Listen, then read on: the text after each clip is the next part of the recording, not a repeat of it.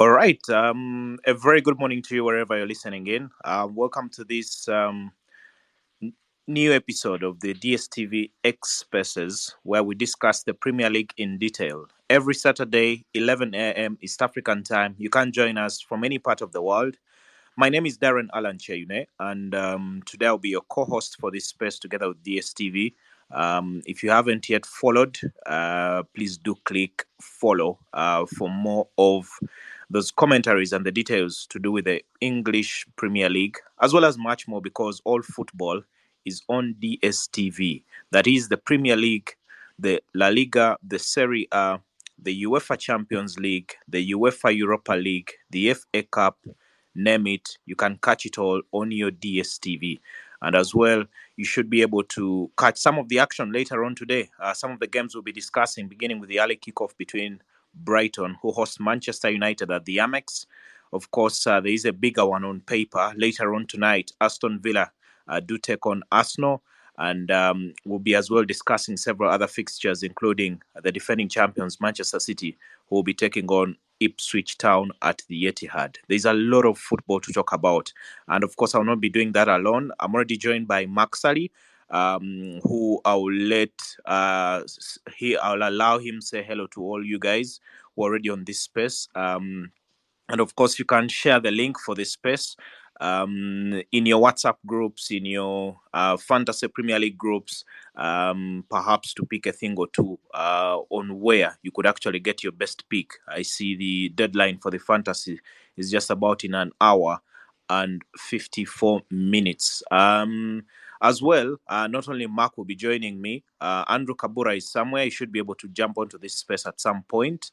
I'll be doing this with other guys who are going to throw in some banter, especially to do with their own teams, as well share their own thoughts. I have Sir Luda, who is already on this space, and I think I've just dropped you the microphone, as well as B-Wall,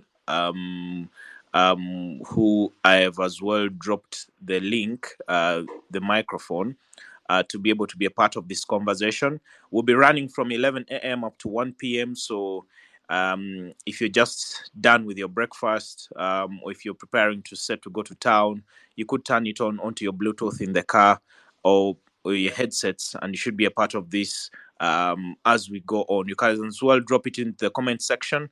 I'll be throwing in some questions as we do get underway with the space, and probably we should be able to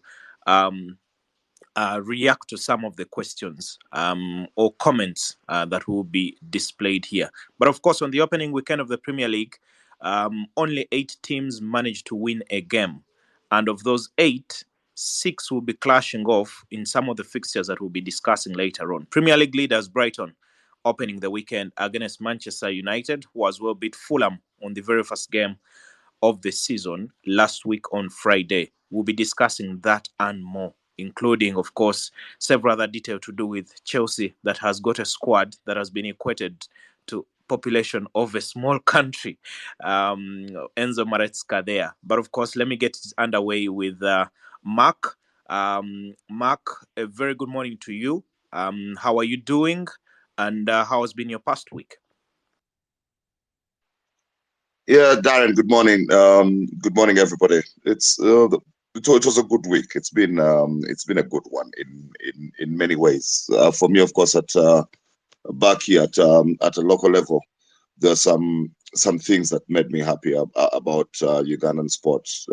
Stuff to do with um, construction of Hoima Stadium and flagging off of the Paralympics team that has left um, for Paris to go and compete, and a few other things there. So yeah, so it's been a good week, and of course, when you're talking, as we talk here on these spaces, the Premier League starting, it also brought its own buzz. So I've been enjoying myself since last year, Darren, last week. Okay, and of course, you've highlighted some things that have been happening on the local scene, including the football itself. The local season is yet to get underway proper, but of course, there's been some football action that has been happening both at home and on the continent. But I'll not spend much of that time there. We'll perhaps dwell into some of those bits as we do go by this space. But let me get to Biwol. Biwol, good morning to you. How are you doing? I saw you last weekend briefly. How has been the past 1 week, sporting wise? Good morning, everybody. I hope everybody's excited for the weekend, the sporting weekend. My week has been calm. It's been peaceful. Obviously, from a sporting point of view, I'm looking forward to a few things here and there. Hoping Villa can overturn, some deficit that we have somewhere in the CAF in the CAF Champions League. Local basketball also getting quite exciting. Outside of that, obviously the international sport is off to a flying start. PSG doing some very brilliant things. I watched the full game and I was utterly shocked at how they played. And as Mark said, the Paralympics team being flagged off. And yeah, so it's been a pretty peaceful week on my end. Hopefully the weekend will be super fantabulous. It's off to a raining start. I don't know what that means, but looking forward to a brilliant one. Thank you, and good morning, everyone. Okay, and to you, DJ Aluda, good morning. I don't know, Ozakuba Zarunyoro Hati, or you're going to use your English? Good morning. I hope you guys can hear me loud and clear. Yes, we can. I hope your morning is well. It's the weather is beautiful over here. I'm the kind of person that loves the rain, so it's looking so beautiful over here already. I don't want to tell you my location, but I'm excited about this space. I'm the kind of person that loves to talk about football, so I can't wait to get in with all the banter that's coming through. Yeah, sports-wise, as a national fan, we've started off on a very, very good start. I can't wait to see what this season unveils for for some of us that love the banter that comes with the football. So yeah, good morning once again. Okay, I thought you'd begin with Mpako Yawe, but perhaps that one will come a little later as we discuss the tactics. Back to you, Mark. The Premier League got underway last weekend. We had some time to discuss Manchester United and their slim victory over Fulham. Not a comfortable start, but 3 points in the bag. We later on at the weekend realized a brilliant second half from Liverpool at Ipswich that eventually got them 3 points. Arsenal as well. Scoring 2 goals on either end of the halftime whistle to pick 3 points at home against Wolves. Manchester City dispatching Chelsea later on Sunday, and then of course there've been other some subtitles in there with Brighton sweeping away Everton, among others. But just a brief recap, Mark, of the first 10 games of the Premier League that we witnessed last weekend. And then we should probably be getting on to the other details, including the transfers. Yeah, it was like I said, we said a few things about Man United Fulham there, so we won't go back into that too much. Maybe we'll talk United when we're previewing Brighton. The other games were quite interesting. I was looking out to see where teams are, if they are continuing from where they stopped last season, or if there were too many changes and too many teams going into transition. And I realized that it's going to be tough for the chasing pack to close the gap on the top three because of the stability they have. Liverpool perhaps a little less than Man City and Arsenal, but still on theirs only because they've changed the manager, and you expect that one or two things will change about the way they play.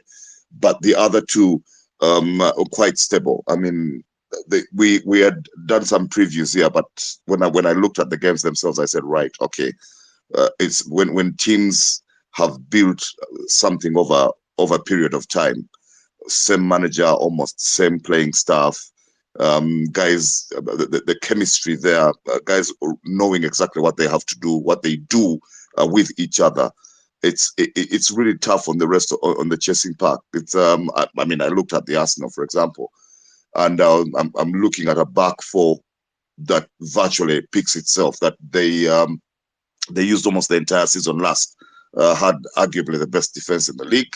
Or let's say back five with Raya and the central defense of Gabriel and Saliba right there, and then Ben White on one side and Zinchenko on the other. And we had talked about here how that very strong defense from last season has got two new members, if you like, Riccardo Calafiori, who only the Italian, and then Julian Timber, who they'd signed the summer before, but barely played last season because of injury. He's like a new signing. That makes them even stronger in there. But going forward, I was seeing it's the same chemistry with the same 4-5 guys. Odegaard playing behind Kai Havertz and Saka and Martinelli on either side of him, and Trossard coming in at some point. And it's the same guys doing the same things over and over again. Sporting perfection, for those listening, is about repetition. The talent, it must be there, and everything else must be there to start with.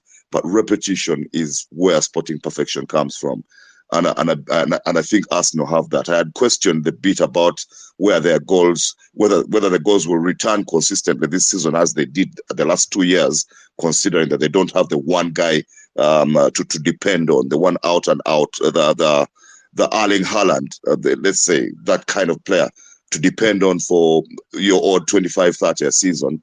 But still the same usual suspects are back among the goals. I mean, the goals came from Havertz and Saka, and that's how they've been scoring their goals. Havertz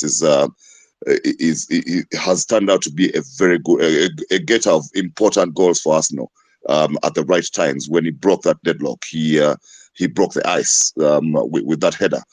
He's strong in the air. Sometimes misses some easy chances. Has been attacked by several people, but has turned out to be value for money actually overall. And then the wide men, they produced so much last season for them that they did not at the end have to continue to decry the absence of an out and out striker, a fox in the box, if you like. So and it looks like that's going to be more of the same this season. The goals will come from whoever is playing up front, up top, even if they're a false nine or a real one. If it's a Havertz or a Gabriel Jesus, and they will come from the wide areas as well, because the guys out there can score, but they also are playing in a system that allows them to get into scoring spaces, and then they can take those goals.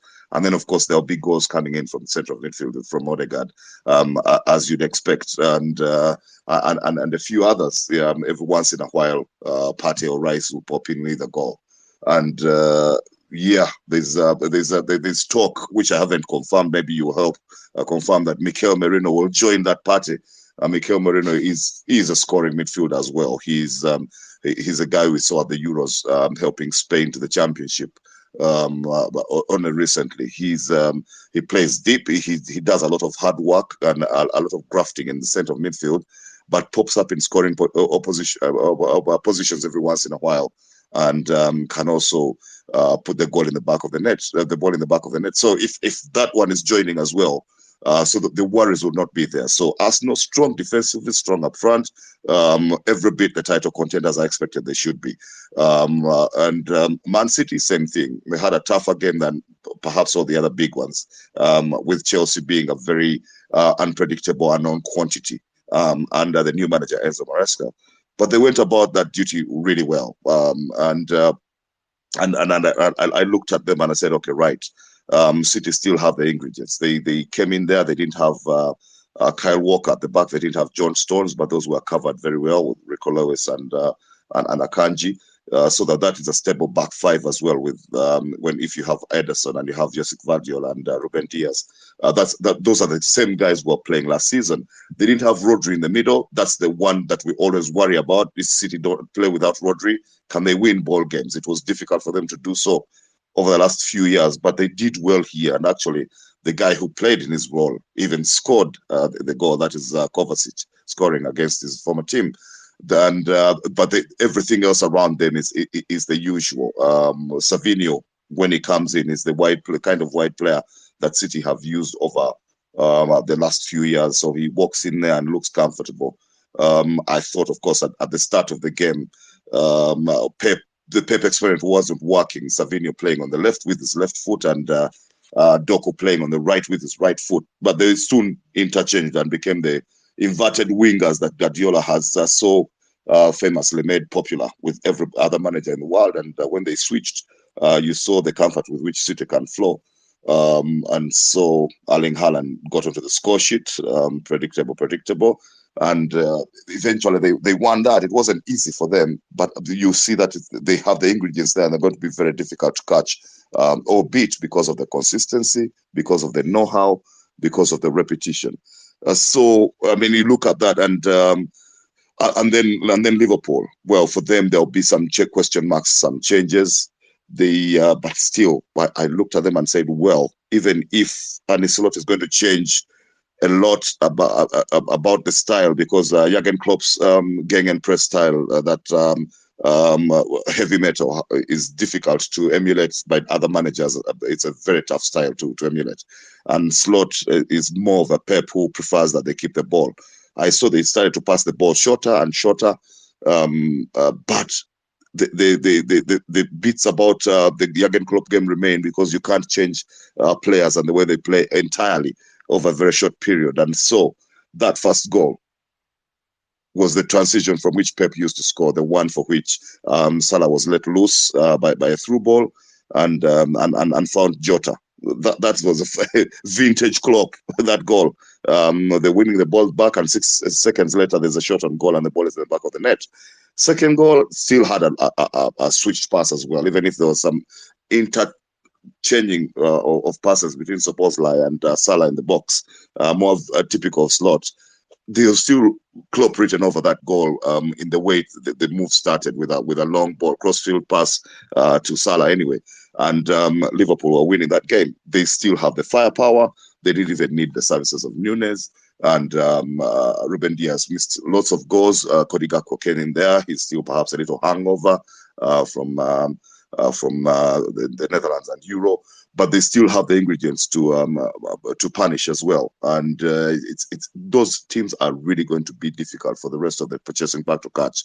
It might not be that easy to see over the first 2-3 weekends, but give it between now and say November, and you'll see what I mean by the ones that have been doing this by repetition being difficult to catch by the ones that have done a lot of transitioning, and that's Man United and Chelsea, because those are the teams you expect them to be challenging them.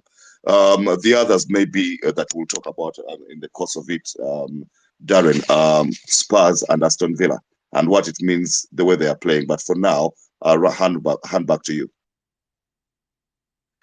Okay, and of course, I think 21 goals were scored across the first 10 games of the season, with I think 14 of the teams scoring in the Premier League at least each once.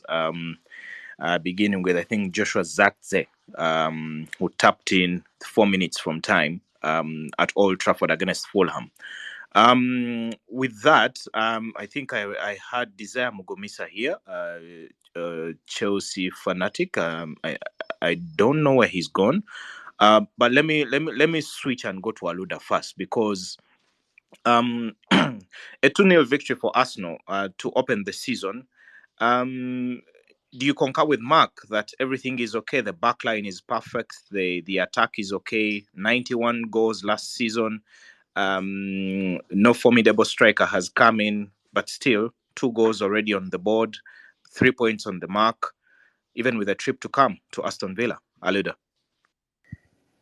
So here are my thoughts about Arsenal. I think it was a good start. When it comes to the first game of the season, it's usually about bagging the 3 points. Then you build on from that. So it was a good start for me. I kind of saw a few things that I didn't like about our play, but then again, I have to cut them some slack because it's just the start of the season. We had some players that seemed a little hangover from maybe the holiday or maybe the Euros. So after the 60th minute, we saw a little bit of that hangover kick in. But for me, it was a good start, and I think they always say that defenses win trophies and all that. Our defense looks very, very stable, but when you're competing, when you're going against a team like Manchester City, you don't want to only rely on your defense. You need to look at the scoring bit as well. And I know Arsenal is a kind of team that has goal scorers from, I think the only person who didn't score last season was our goalie. But we have so many players that can chip in with the goals. But I still think we need that out and out number 9 to come in and somebody that can give us at least 20 plus goals a season. I know that's a cliche way to look at it, but there's I think it was around the Christmas period when we're not scoring enough goals, and you just need that one person that can turn half a chance into a goal. We didn't have that kind of person. One of the reasons we didn't Aston Villa beat us home and away last season was because we didn't score our chances. And I feel like if we had that out and out number 9, we would have put those chances away, and maybe would have come out with a better result that could have led us to perhaps the first trophy since 2004. So yeah, we are looking good, but I still think, despite signing the new 2 players that we have, I still think we need either somebody that can get us that, somebody that can turn that half a chance into a goal, or somebody that that can create chances up top besides Saka and Martinelli. And I don't know if you guys have noticed, but Martinelli seems to look a bit. I think personally, I think his game is not developing. Maybe I need to give him time, but I think it's not developing. I watched him play last weekend, and I couldn't wait for him to come off. There's a chance that he got, and he had to just square the ball to, I think it was Rice, and I think he looks he doesn't look around when he's playing football, and that's one of his weaknesses. And I think if we could improve on that, we have a better chance. But then also, we can't wait for him to improve because we need to win that trophy this season. You get what I mean? So for me, if we can sign a player that can come and do the business on the left side of our play, I would be much more optimistic than I am right now. Okay, quite interesting. Of course, a winning start still for Arsenal. I see. I'll get back to you, Aluda, in just a moment. I see now Desire Derek von Mugumisa is joined us. Desire, how are you doing? Is your internet perfect and good to go? So we discuss some Chelsea. Yes, I am good. Quite a noisy neighborhood. It's Chadondo Day. So yeah, but I'm good. I'm here. Okay. Are you still okay with the fact that Chelsea lost their opening game of the season at the Stamford Bridge? Okay would not be the word, but I would be so delusional to have expected otherwise. I think the best any objective Chelsea fan would have expected would be maybe a draw.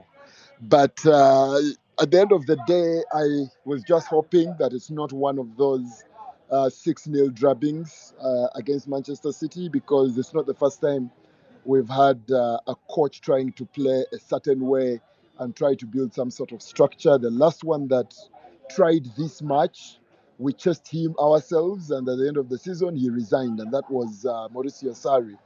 And in his tenure, we suffered a 6-0 defeat. So, for those of us that were a bit patient and thinking this is the right way to go, let's wait it out and all, it didn't help that we were losing games against Manchester City 6-0. So, maybe, just maybe, in there is the positive that we need to see, that maybe Maresca is trying to do this thing. It's still too early, to tell how well we'll get to pull it off. But we did lose 6-0 against Manchester City, and maybe the groans can only be about the style of play and not the results just yet. Okay, it was a 2-0 defeat. Not so many chances for Chelsea in there. Desire to stick with you. I think Nicolas Jackson, I think that went into the back of the net, cancelled for offside. He had just crossed the line. It was on the other end when the ball came into the area. But also, let's expand this a little broadly, because the talk that Chelsea has got 41 players. There was a graphic that was released by Sky Sports that was looking at the years of on contract left for different players at different clubs. And I think Chelsea was strolling into, I think, about 380 years. I think other clubs are relatively in around 160 years or 180 years in terms of the years left on a contract. And this is in respect to the kinds of contracts that have been signed by different players joining Chelsea. You look at Enzo Fernandez, now the captain. I think he signed a 7-year contract. There was a longer spell signed by, I think, Mukayo Mudrik. Just to imagine, Romelu Lukaku is still a Chelsea player. He's only having loan spells elsewhere. I think for the last decade or so, Chelsea has had more players on loan than any other top club in Europe. But now, with the arrival of Pedro Neto, the uncertainty of the future of Raheem Sterling, Conor Gallagher crossing to Atletico Madrid, and João Felix being confirmed now as a Chelsea player. Name it, with 7 goalkeepers on offer for Enzo Maresca, even if they couldn't keep a clean sheet, because Robert Sanchez is still blamed for that second goal that Kovacic was able to score. Put all this into perspective in terms of the number of players that Chelsea is signing left, right, center, but they just don't get it right. Now under Todd Boehly. Well, it's something that, if you look from the outside in, definitely looks like a mess, and I wouldn't blame anyone who finds it to look, to be a mess as far as Chelsea is concerned. But over and above, what we are looking at is, they've preferred to use the word project, and I think we've overused it. It now starts to sound like a cliche. But there is something that we've not had in a long while, and for me, it is some, a direction that you are taking. Is it the right direction? Is it the wrong direction? Time will tell. But at least there is some sort of direction that we are building. When we had Roman Abramovich, you wouldn't say we had a direction. No one was really asking for good football or anything like that. Come in, win trophies, and go. And when we won the Champions League, we were also like, I wouldn't say totally lucky, but yes, we also managed to win in the second time and all of that. And suddenly, as a fan, I started wondering, what are we about? What do we sit here and say, this is a Chelsea thing, this is who we are, and all of that, over and above the winning? So yeah, it's a dirty one, and of course you also have to look at how these guys got to come in. The time they managed to take over the club, the transfer window was already open. They'd already lost a couple of players on free agency because of that whole transition. The war in Ukraine, Roman Abramovich is on his way out. Players who are running out of contract could not negotiate their new contracts. They walk out and all of that.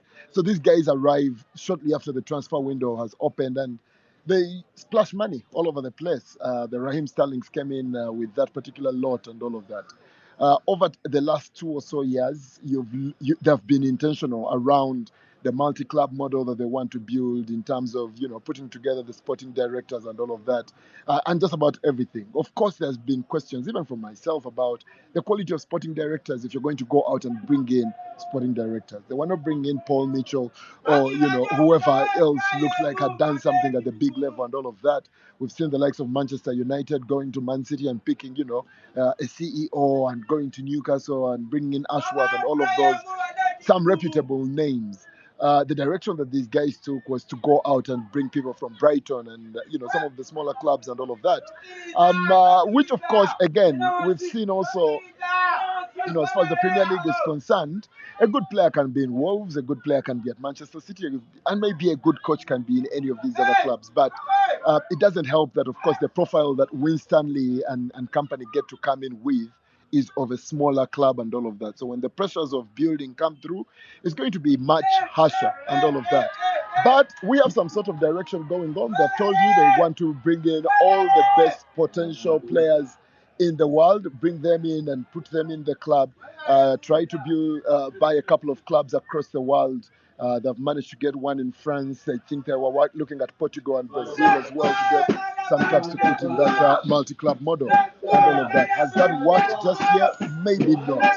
But it's clear that, whoever we're going to sign is going to be under 25, 26, maybe there will be a free agent that also fits in this kind of thing.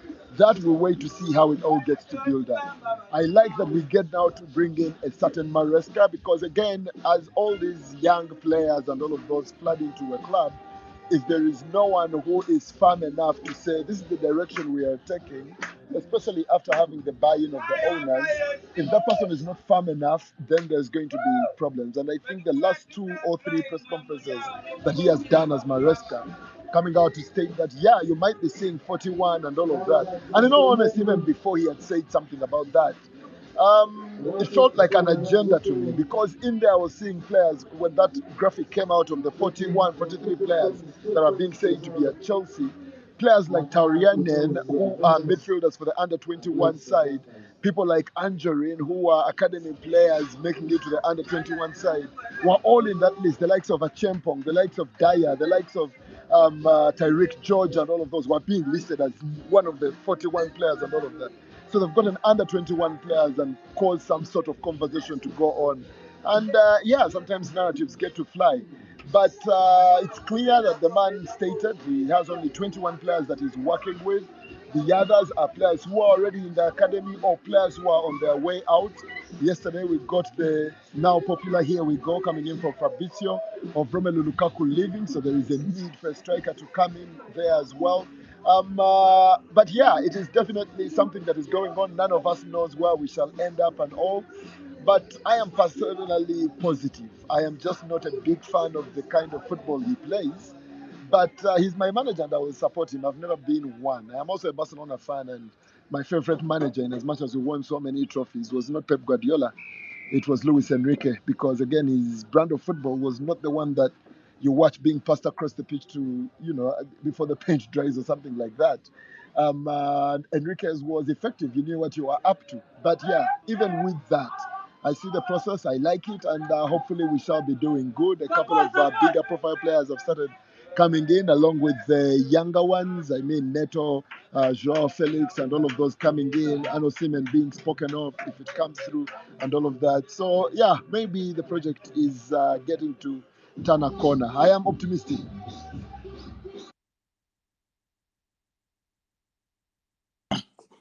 Of course, if you've just joined us, those are sounds of Desire Mugumisa, who is at, I think, Chadondo Rugby Club, where there is the Chadondo Sevens, and some background noise there by the fans in quest for some tries, some local rugby action going on there. But of course, we will still discuss Chelsea later on this space because they do take on Wolverhampton Wanderers in the fixture that they've got. And actually, just a recap of the fixtures that we've got this weekend, which you can catch on your DSTV and your GoTV at 2:30 p.m. East African time. Brighton hosts Manchester United. Tottenham takes on Everton. Crystal Palace do host West Ham. Southampton will be hosting Nottingham Forest, and then Fulham welcomes Leicester City. Manchester City as well at the Etihad will be welcoming Ipswich Town, a team where Ed Sheeran has got a stake and only returning to the Premier League for the first time in 22 years. They lost to Liverpool on their season opener. Then at 7:30 p.m., it will be Aston Villa that do close the day at home at Villa Park in Birmingham, where they do host Arsenal. And then later, Bournemouth welcomes Newcastle. Wolves entertains Chelsea. And then to wrap up the day, it will be Liverpool up against Brentford, the game that later on tomorrow. Those are the fixtures that we've got.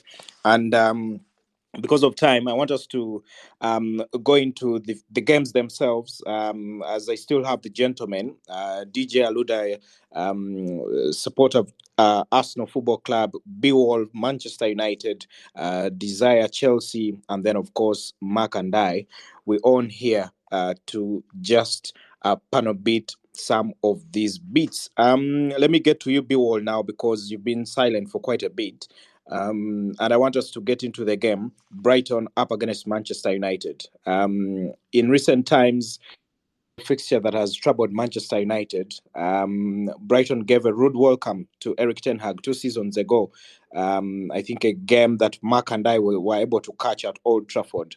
And then it just was a tough start for United because they eventually went on to lose 4-0 on their next encounter to Brentford.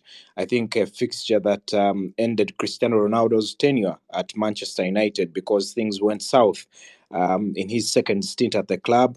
But of course, a lot of what has gone under the bridge because the game that wrapped up the season for United in the Premier League back in May, Manchester United actually beat Brighton at the Amex 2-0. And looking at what you saw, Bewall, on Friday night at Old Trafford, vis-a-vis what Brighton did at Everton, your thoughts on the fixture coming up in just about 3 hours?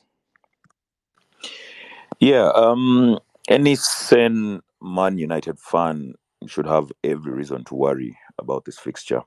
Not just because historically Brighton has had a number on Man United, but also because just as United, is thinking about turning a new chapter, Brighton is as well, right? The Amex is not a fun place to play. It's not a fun place to play, especially if it's a lunchtime kickoff.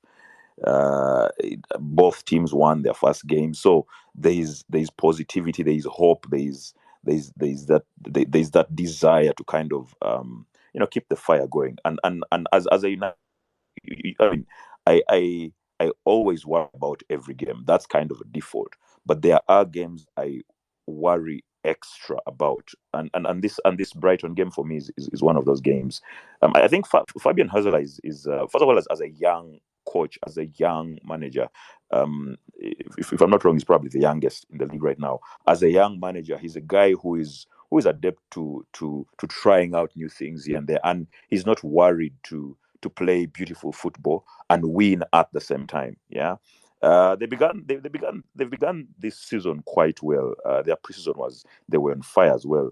Um, I think they had about 4 wins from four games in the preseason, and scoring about 14 or 15 goals in the process. It shows you that they will score goals. That's for sure.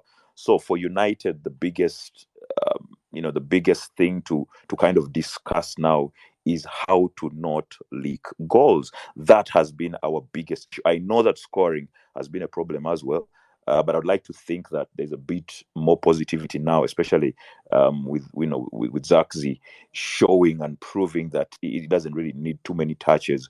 His positional awareness is brilliant. Bruno missing a couple of goals here and there, and basically you can see that we can score, right? Yes, Fulham put up a very solid defense, and they were very disciplined at the back. But you could tell that United could have scored 2 or 3 goals. So for me, I don't worry too much about scoring. What I worry about is what's happening right in front of Onana. First off, Onana himself, I'm again, as an optimist, right? I'd like to think that this, as Onana told us, this is going to be his good season. This is going to be the season where he kind of sprouts, for lack of another word. But right in front of him, until we get the perfect partnerships in front of him, there's always going to be all this shaky stuff. And yes, the league might walk into the squad and probably start along with Martinez or something like that. But I don't think they've played enough football for me to be confident that they will shut out Brighton, right? Karu Mitoma has always been that unspoken about, underrated player, who has quietly been doing things for Brighton, and along with their Dingras and Danny Welbeck, you get the sense that they see United as an opportunity to, as I said, keep their ball rolling. So for me, the worry is in defense. I'm hoping that De Ligt and Martinez probably will get things sorted, and then Mazraoui on the other hand, and Dalot probably should be able to keep that discipline. And right in front of them, I still worry about the sort of stuff Casemiro does. Yes, he's very brilliant. He's always flying left, right, and center. But sometimes I think he does more than we require of him, which makes us a bit loose, especially in defensive midfield. Because you see him flying in for tackles left, right, and center. He's on the right wing. You know, he's causing some mayhem there. He's back at the CDM position. He's back right in front of Onana. He's on the left wing. Like, he's everywhere. And for me, we needed a CDM who can sit and basically just control affairs. Somebody who is not panicky, right? Somebody who can win the ball and slot a lengthy pass without having to run all those yards. Besides, Edge is not on his side. So my worry, as I said, is right in front of Onana. Are we able to shut out the attacking prowess of Brighton, and are we able to keep disciplined in the CDM position? Having said that, obviously, I'm positive, right? I'm positive. I think the guys at Ineos are cooking. They really are cooking, and not just in the sense that they're bringing in all these decent players and whatever, but generally the culture of the club seems to be changing. There is a bit of, and for me, I've always believed that football, and I know everybody agrees with me, football is won not just by the players on the pitch, but it's a summation of so many things that happen both on and off the pitch. And if off the pitch you have a messy club, chances are it will shift into what's happening on the field. So I'm glad that there is organization that's happening off the field, and eventually it will filter into the pitch itself, and we shall start to see more decent performance. We shall start to see players, having more grit. We shall start to see players having better body language, right? We shall start to see players giving in a lot more than they've been giving in the past, because we are tired of all these social media statements that they make at the end of the game. We come back stronger and all that rubbish. We don't want that. We want them to perform on the field. So for me, this game, I'm looking at it as a process, right? I don't want to think too much about the result, because, as I said, both Brighton and United, one can say, are turning a bend. So it could go either way. What I want to see is the football.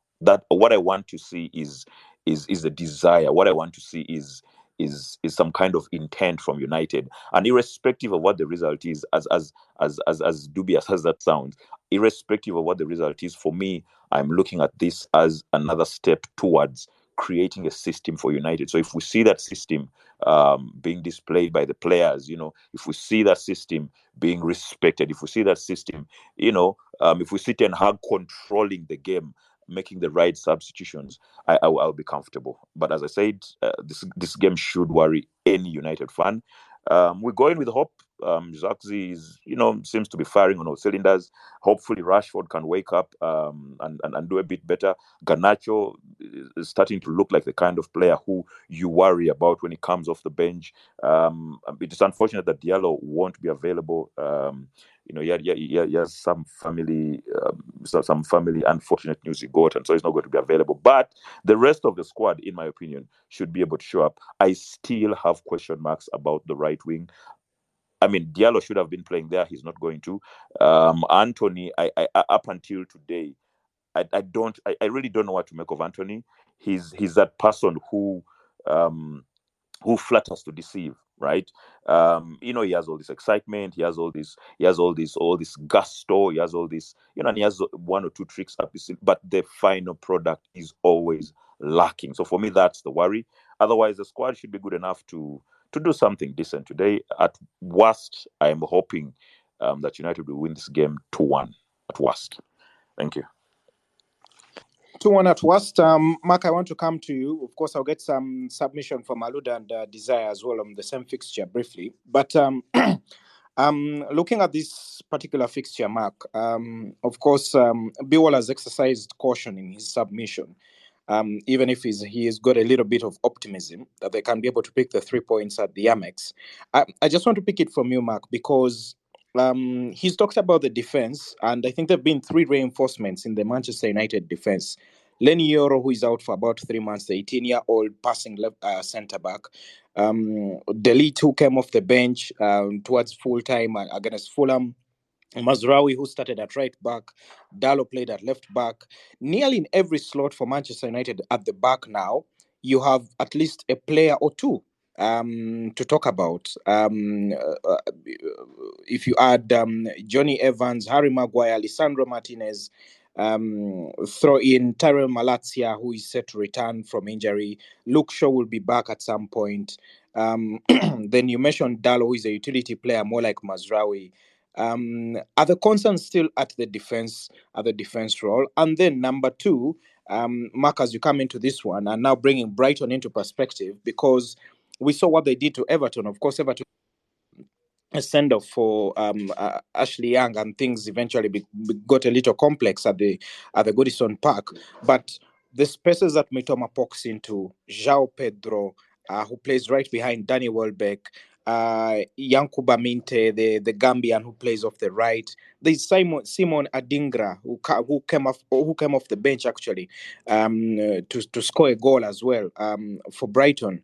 Going to the Amex has not been easy for Manchester United, especially in times when they've wanted to win the games there. I just want to pick your thoughts, Mark.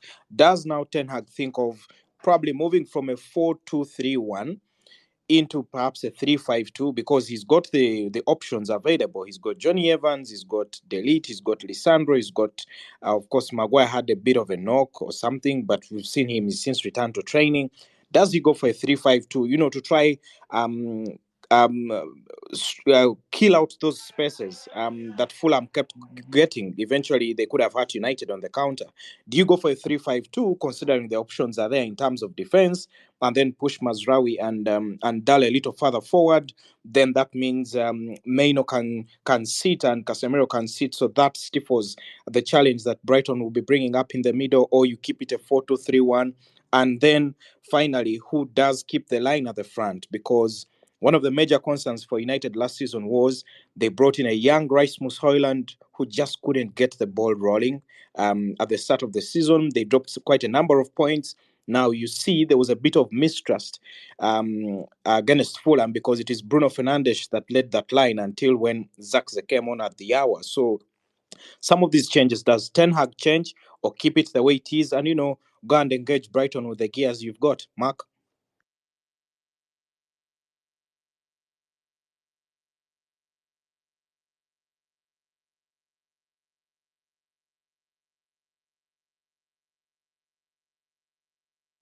Mark, are you there?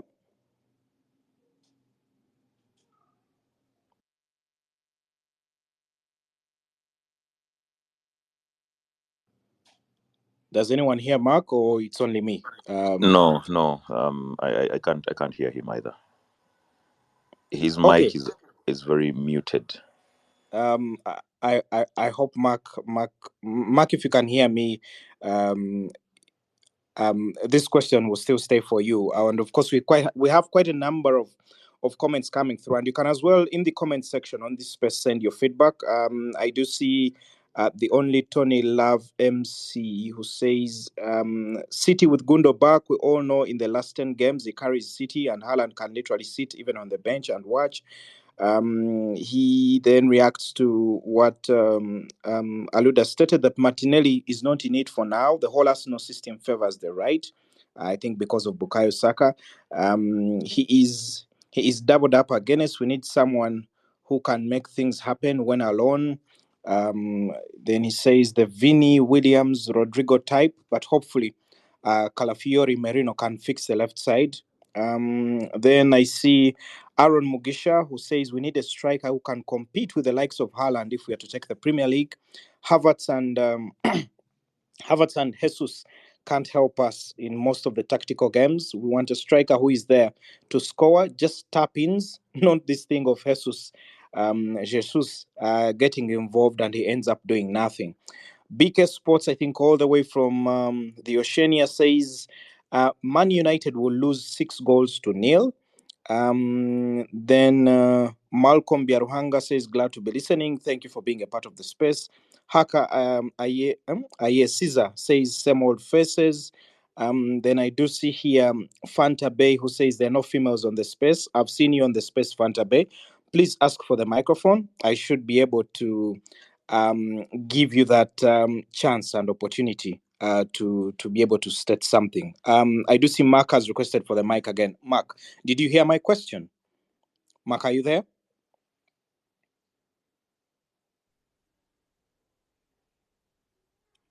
Mark, are you there? Yes, Darren. Hello. Sorry about my connection. Yeah. No worries. Did you hear my question? When I went off, you were asking me about Brighton and United, right? Yes. Did you hear the entire question? Yeah, well, hopefully I did. Well, you wanted me to. You were asking about a change of formations and all. Yes. Yeah. Does in my in what you saw on Friday night, there was mistrust in terms of the forward options that are available for Ten Hag, and that's in respect to the kind of state that the team suffered at the start of last season. They brought in a young Hoyland who just struggled to get his feet going, dropped several points along the way. This time they started a more senior player in the team leader, Bruno Fernandes, at the ahead. Eventually they brought on Zaxe, who changed everything. In Biwell's submission earlier, he exercised caution in terms of the worries that he's got for the defense. And I'm thinking, if you've got Delete available, Mazraoui, Dalo, Johnny Evans, Harry Maguire, Lisandro Martinez, and you look at the way Fulham was breaking around the counter, do you change that from a 4-2-3-1 to a 3-5-2 because you have the options anywhere available? Because at 3-5-2, you can throw Mazraoui and Dalo a little further ahead, and that makes it compact against a Brighton side that can poke into all those spaces available with the likes of Mitoma, Yakuba Minte, João Pedro, Simon Adingra, who came off the bench as well to score against Everton. Your thoughts, Mark? Yeah, I mean, it's something you might want to consider, but look, it's not going to happen with Eric Ten Hag, and especially not on the second day of the season, the second weekend of the season, second match day. He's not been very flexible with his formations. Ten Hag. The one thing I've seen him change in his time at United has been to go from the out and out striker to the false nine towards the end of last season, and to start this one. But he's a man who loves his 4-3-3. He's a man who loves his he loves his back four, and he loves his his two wide men and a striker up top generally, and with a double pivot, or if a 1.5 if you like. Casemiro now plays in mind. He you'd call it a 1.5 pivot, perhaps not a double, but just to address the concerns Biwell had in terms of your question is the manpower might be there now because of the signings they've made. Delect, Mazraoui, and Euro mean that United are stronger at the back in terms of manpower and all. The thing though is that he talked about the partnerships. And that's where, because the standard, like I said earlier, or in my submission, the standard in the Premiership has been set by Man City, Arsenal, and Liverpool as the top three. And what United need at that back is the stability that those three have going forward. Eventually, that team is going to have, that back four is going to have to pick itself the way the Arsenal one did. I talked about that. I don't want to go back into it. But if you look at, say, Man City, they had a back four which you're familiar with, even if Rico Lewis is a kid. He's only a kid, you know he has played there quite a bit. And you know that when you look at the bench, there's Stones and Nathan Ake and Kyle Walker to come in, the same guys who will slot in and still not destabilize the team because they've played together. They've been doing this. And then same, Liverpool made 3 changes at the back, by the way, in that game against Ipswich. But you saw that in 4 of the back 5 are guys who are still remnants of the 2019-2020 team that won the Premiership in one season and Europe the other. In Alisson and Van Dijk, and in Robertson and Trent Alexander. Kwanzaa was the only partner there who hadn't played back then. But then again, when they made the changes, the guys who are coming on are Conor Bradley, who you knew about last season, who had a breakthrough season last season and now slots in very well. Costa Simicas, who has always been Robertson's backup, and then Konate, who has always been Van Dijk's partner anyway. So that kind of stability is what United back four is going to need. What 31? So famously, somebody was keeping count about 31 different partnerships at the back in central defense last season for United. So that they're going to need out of all those the new guys you've talked about and how good they are individually. They're going to need to strike the partnerships and then a formidable backline ultimately for that to be considered strong again. And for Brighton particularly, it's a worry. The difference between me and B-Wall is that he worries more about the back and I worry more about our goals. He's optimistic that the goals will come. I still think we are 60, 50, 60 goals behind City and Arsenal, and I'm thinking, what's going on here? How do you bridge that gap if your wide men are not scoring as many and if your front man is not getting as much service as you saw with Højlund last season? So I worry more about the front. People worries more about the back. I think the back, the personnel is there. They'll just have to form the partnerships by playing together long enough. Ultimately, his worries about this game in particular, this lunchtime kickoff, are well founded, because look, Brighton don't have the best players in the Premiership or anything, but they have a certain chemistry. They have a certain style of play going forward, which worries you. So when you have Mitoma, that front four of Mitoma and Pedro and Adingra, Joao Pedro and Adingra and Danny Welbeck, it's not individual. It's not like these guys are going to jump off a page or a team sheet for you to worry about. Perhaps Mitoma more than the others, but together. First under Potter and then mostly under Dijapi, and now under this guy Fabian Hasler, whichever way you pronounce that German name. They're scary. They play so well together. It looks so beautiful, so good on the eye, and yet it's efficient. It's not only beautiful, it's efficient. They actually get the goals. They got more goals than anybody else last weekend, and they still can. And that they're doing that when you know that there's one or two others who can join that party, and it will be the same thing. I mean, I think Julio Enciso and Solly Marsh are injured, but those are guys who come in there and do just about the same thing. And Brighton have beaten up on United quite a bit, as you said, with us as live witnesses before, and then in recent times as well. So it's 4 of the last 5 I think they've won. So yeah, this particular last time kickoff, yes, United will need defensive stability to hold that Brighton at bay under the circumstances. But ultimately, if they begin, for me, to get the chemistry going up forward, to find the rhythms that were lacking, and then to put away chances. I mean, last season there are games where United came out flat as an attack. The difference. Already this season, I saw that in the Community Shield as well as in this game against Fulham, is that they actually were chances to miss. There are times that season where there were not even chances to miss. I mean, Højlund would walk off a pitch without a proper shot on target and all, but especially I think because a false 9 is more difficult to mark and all. I've seen in these 2 games that United have played that the chances have fallen to men in spaces, and I mean, with a little more clinical, Bruno should have had a brace. Mason Mount should have scored against Fulham as well. These guys popped up from into scoring positions and onto the end of passes they should have put away, and they didn't. Like I said, false 9s are perhaps more difficult to mark than traditional 9s whose movements are predictable to central defenders. But yeah, at least there were chances created, and I thought that there were little combinations, passing combinations.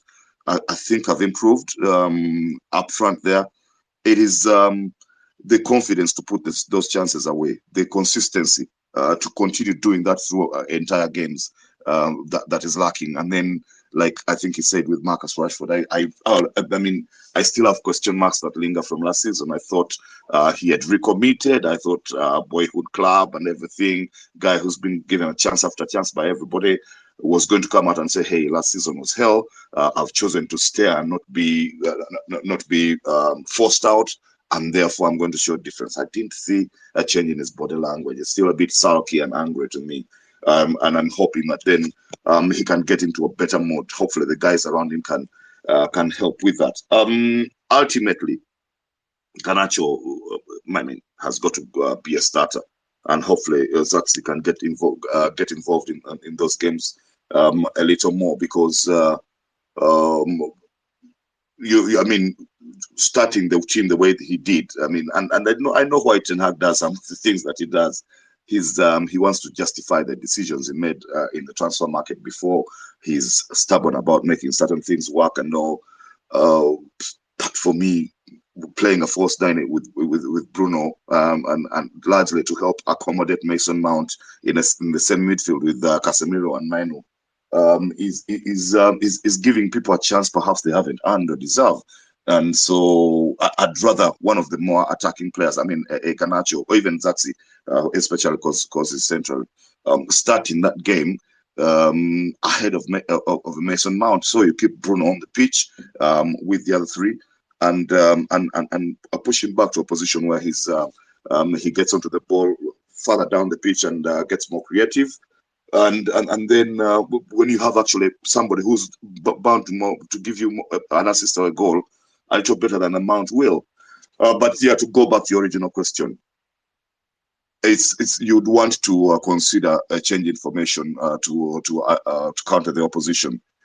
Only two managers I have seen actually that have tried to go away from a back four for United since the departure of Ferguson in 2013, and that has been LVG and Ole.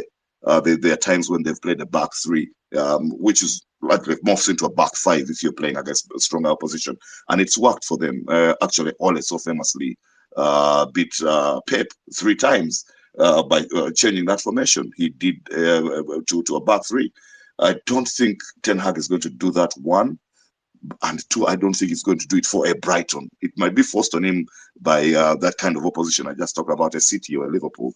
I don't see him doing that against Brighton. He's going to go there, assume an equal or superior position, play the same way that he does, and hope that it works out the way it did at the end of last season.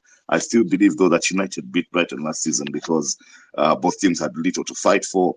And Brighton were really running thin in terms of injuries and everything. And most guys, I think, were looking to the summer holidays already. It's a difficult, different Brighton to start the season when there's still a lot of football to play, and United have got to to press for it.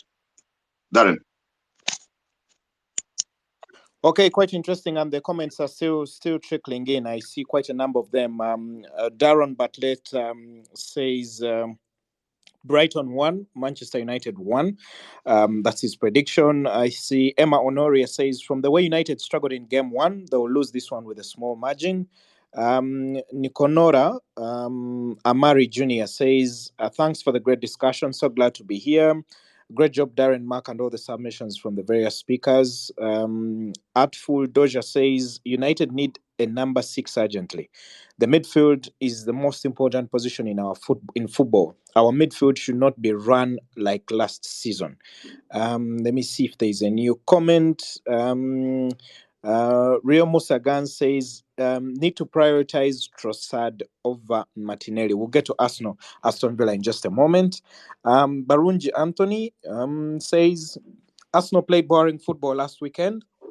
Hope they can buy some exciting winger to spice up their game. Manchester United is winning today by 2-1.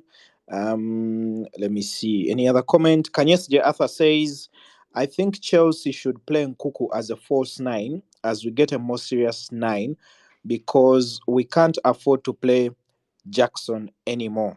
Some interesting comments in there coming through. Then I see Shiriedenga, if I got it right, says, I won't use the word you've used, but you say United will be defeated later on today. To begin with, you Desire, your prediction, Manchester United, Brighton, before I get to Aluda. Just your prediction. Brighton 2, Manchester United 0. And And you, Aluda, your prediction? prediction?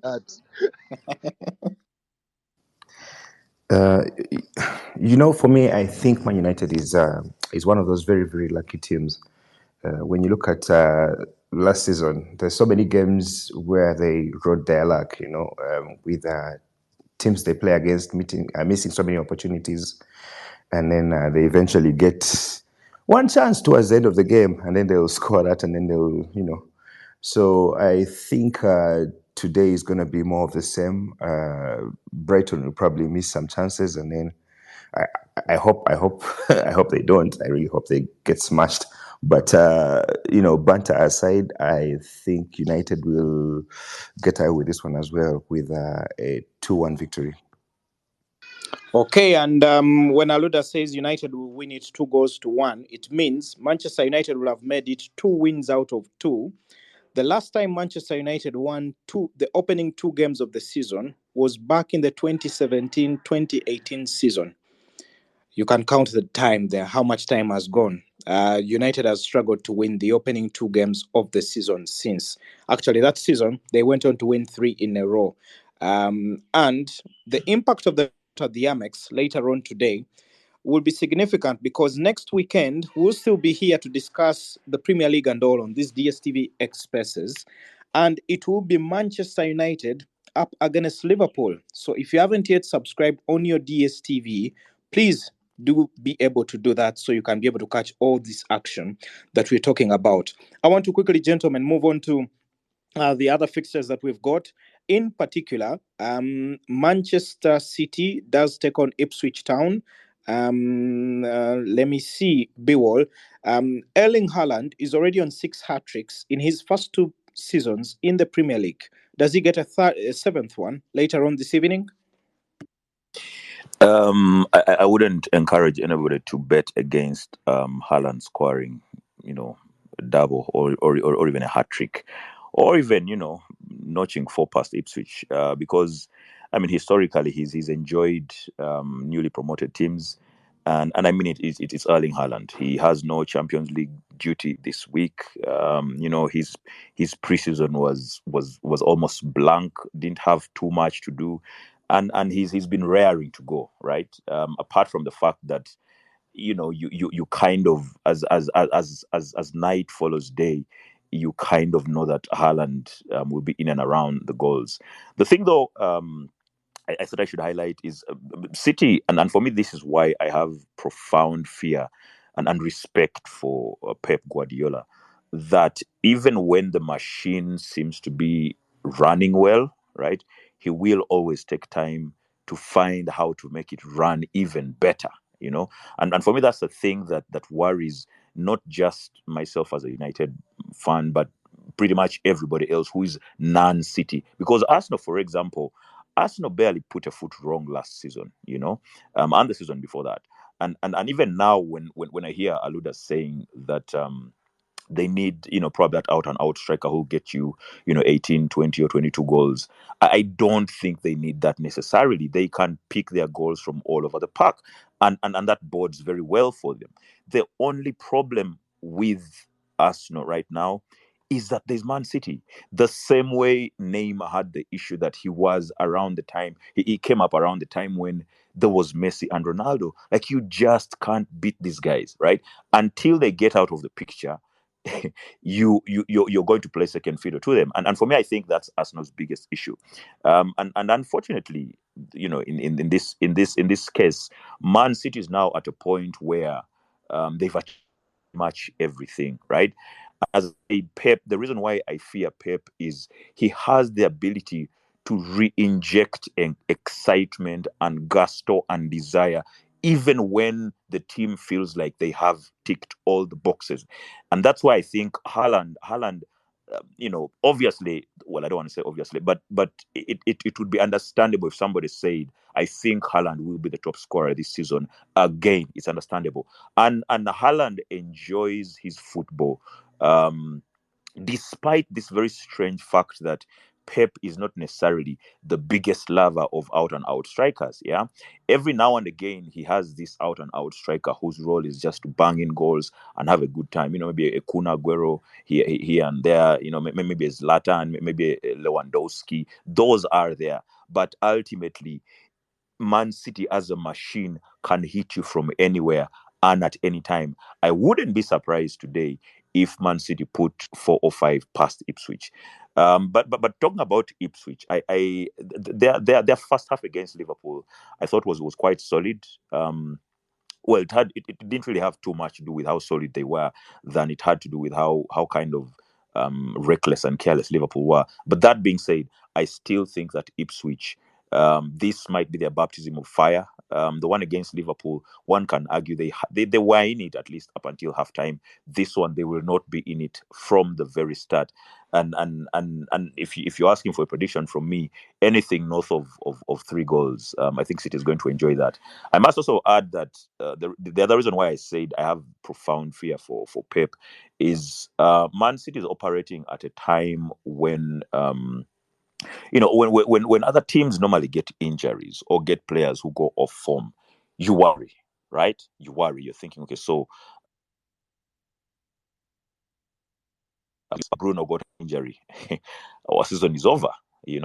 For Man City, on the other hand, no matter who gets an injury, even somebody as profoundly important as KDB, even somebody as crucial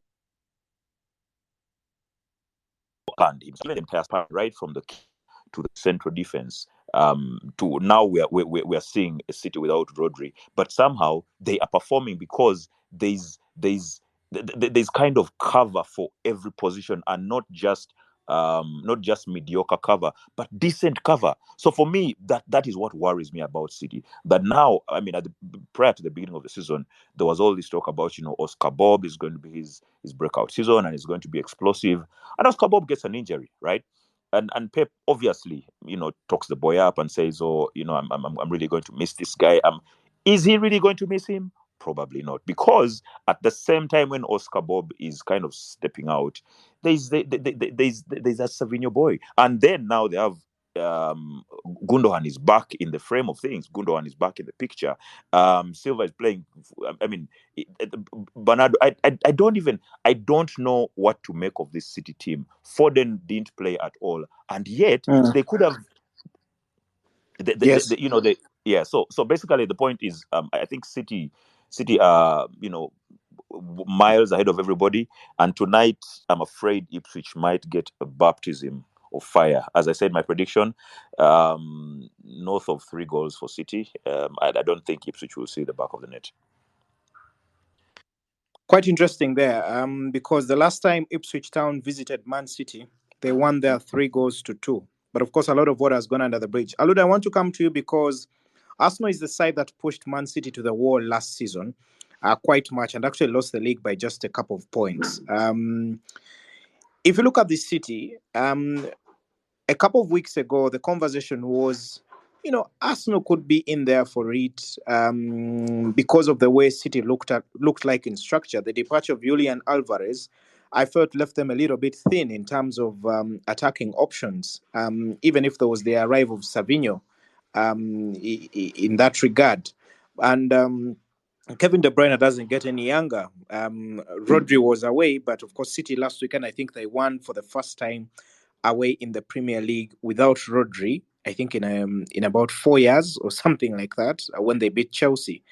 And I want to pick your thoughts. The arrival of Ilkay Gundogan, does this seal them? Does this give them a further grip that now they could be staring, actually now clearer, at a fifth Premier League title in a row, which will actually be a record because no team in English Football League history has won the league 5 times in a row?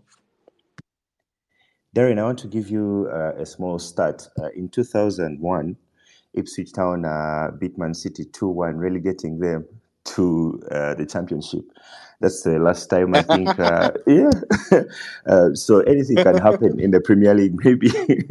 Who knows? And I think that season, Ipswich finished fifth in the league. How do I know this stat? I happened to be an Ipswich fan before I was an Arsenal fan. So, yeah, just a small stat for you there. But talking about Man City, I watched Man City last week. And in all honesty, I don't think Man City are going anywhere.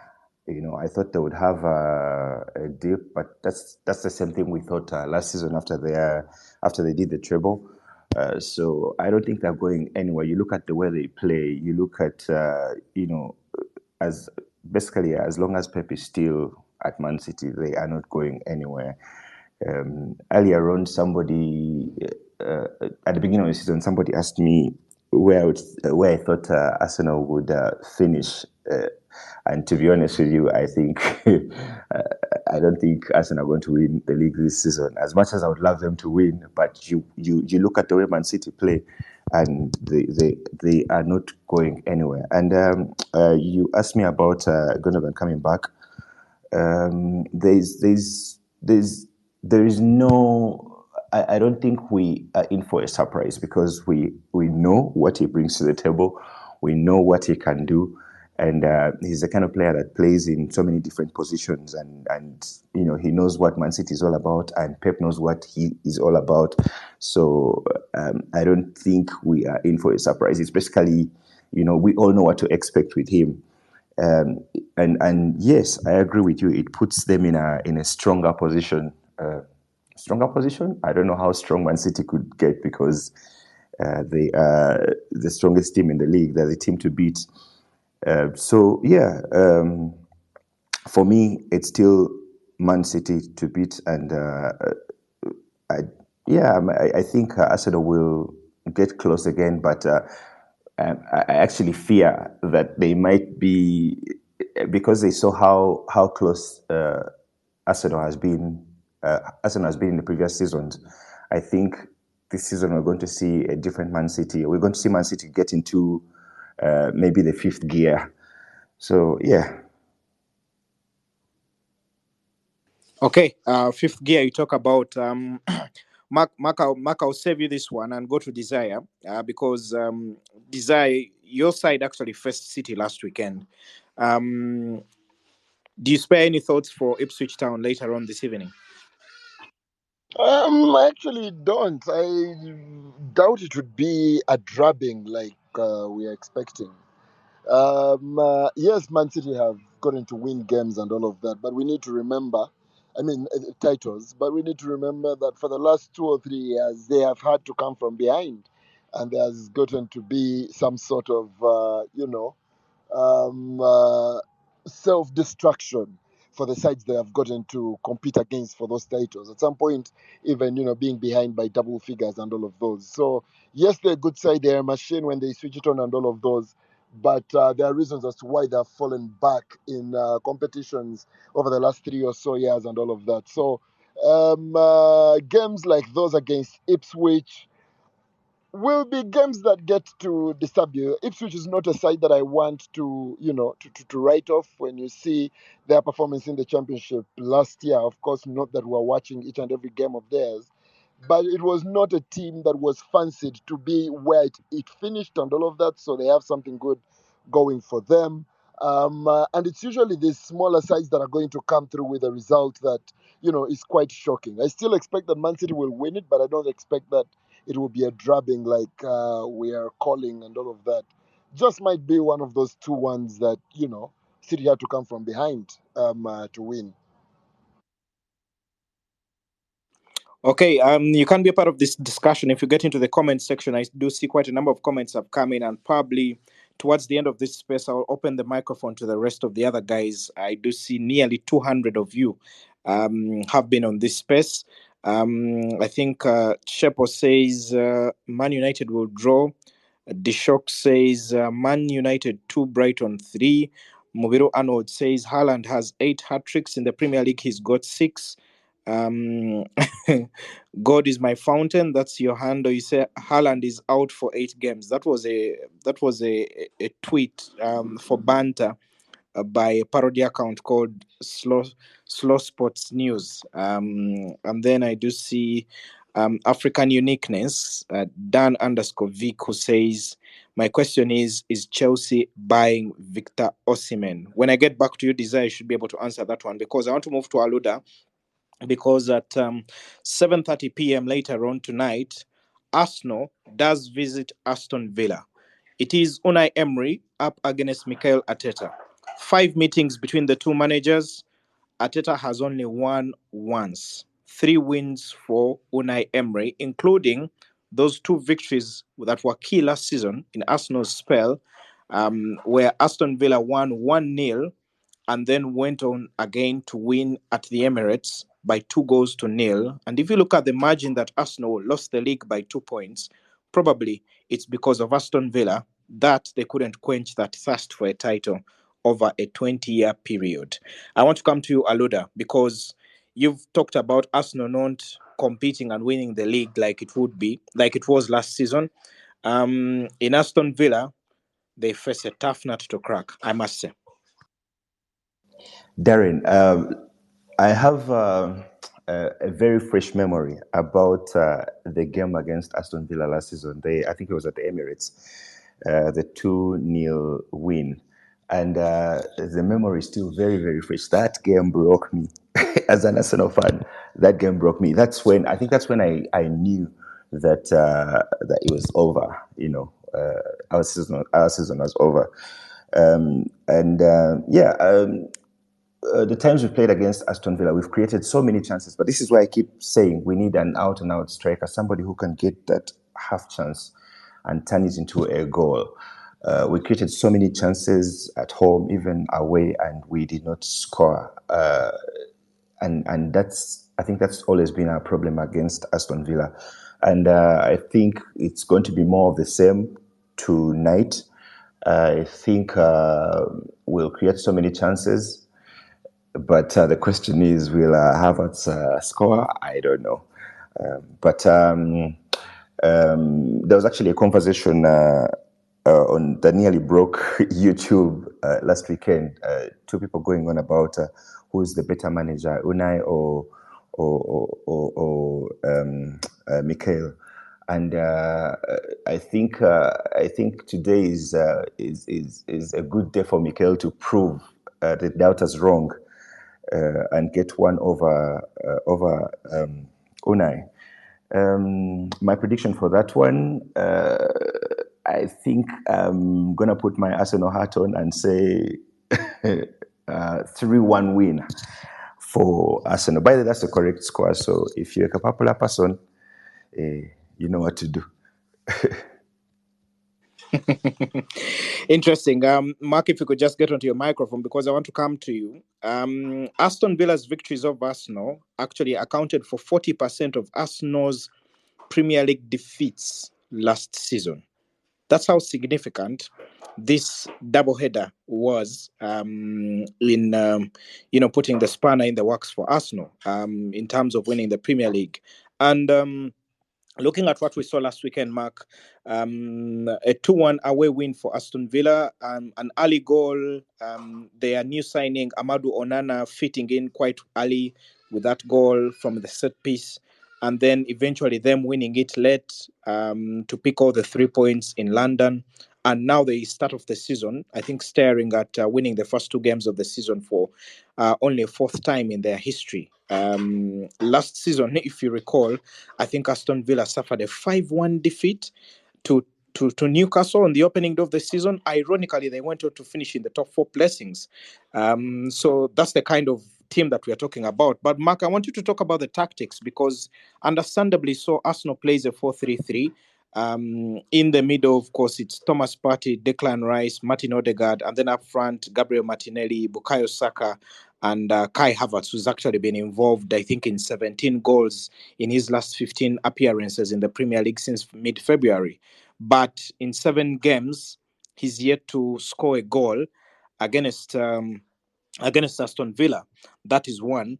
Number two, how do they counter this Aston Villa side that looks like has got some firm basement at the heart of the park, with Onana sitting as well as Yuri Telemans. And then, if you recall tactically, one of the things that really cost Arsenal was the left side of their defense, with the Ukrainian left back being caught out of position because he was close to the midfield. And I want you, Mark, to discuss those run-ins from Leon Bailey and John McGinn towards that position because it was clearly targeted, especially in that game against in both games actually. It was targeted, and here we are. There is actually a 20-year-old Colombian for Aston Villa who actually got them the winner. Does he start again up before Ollie Watkins, who is actually struggled to find the back of the net in his last Premier League? Yeah, I am. Yes, Darren.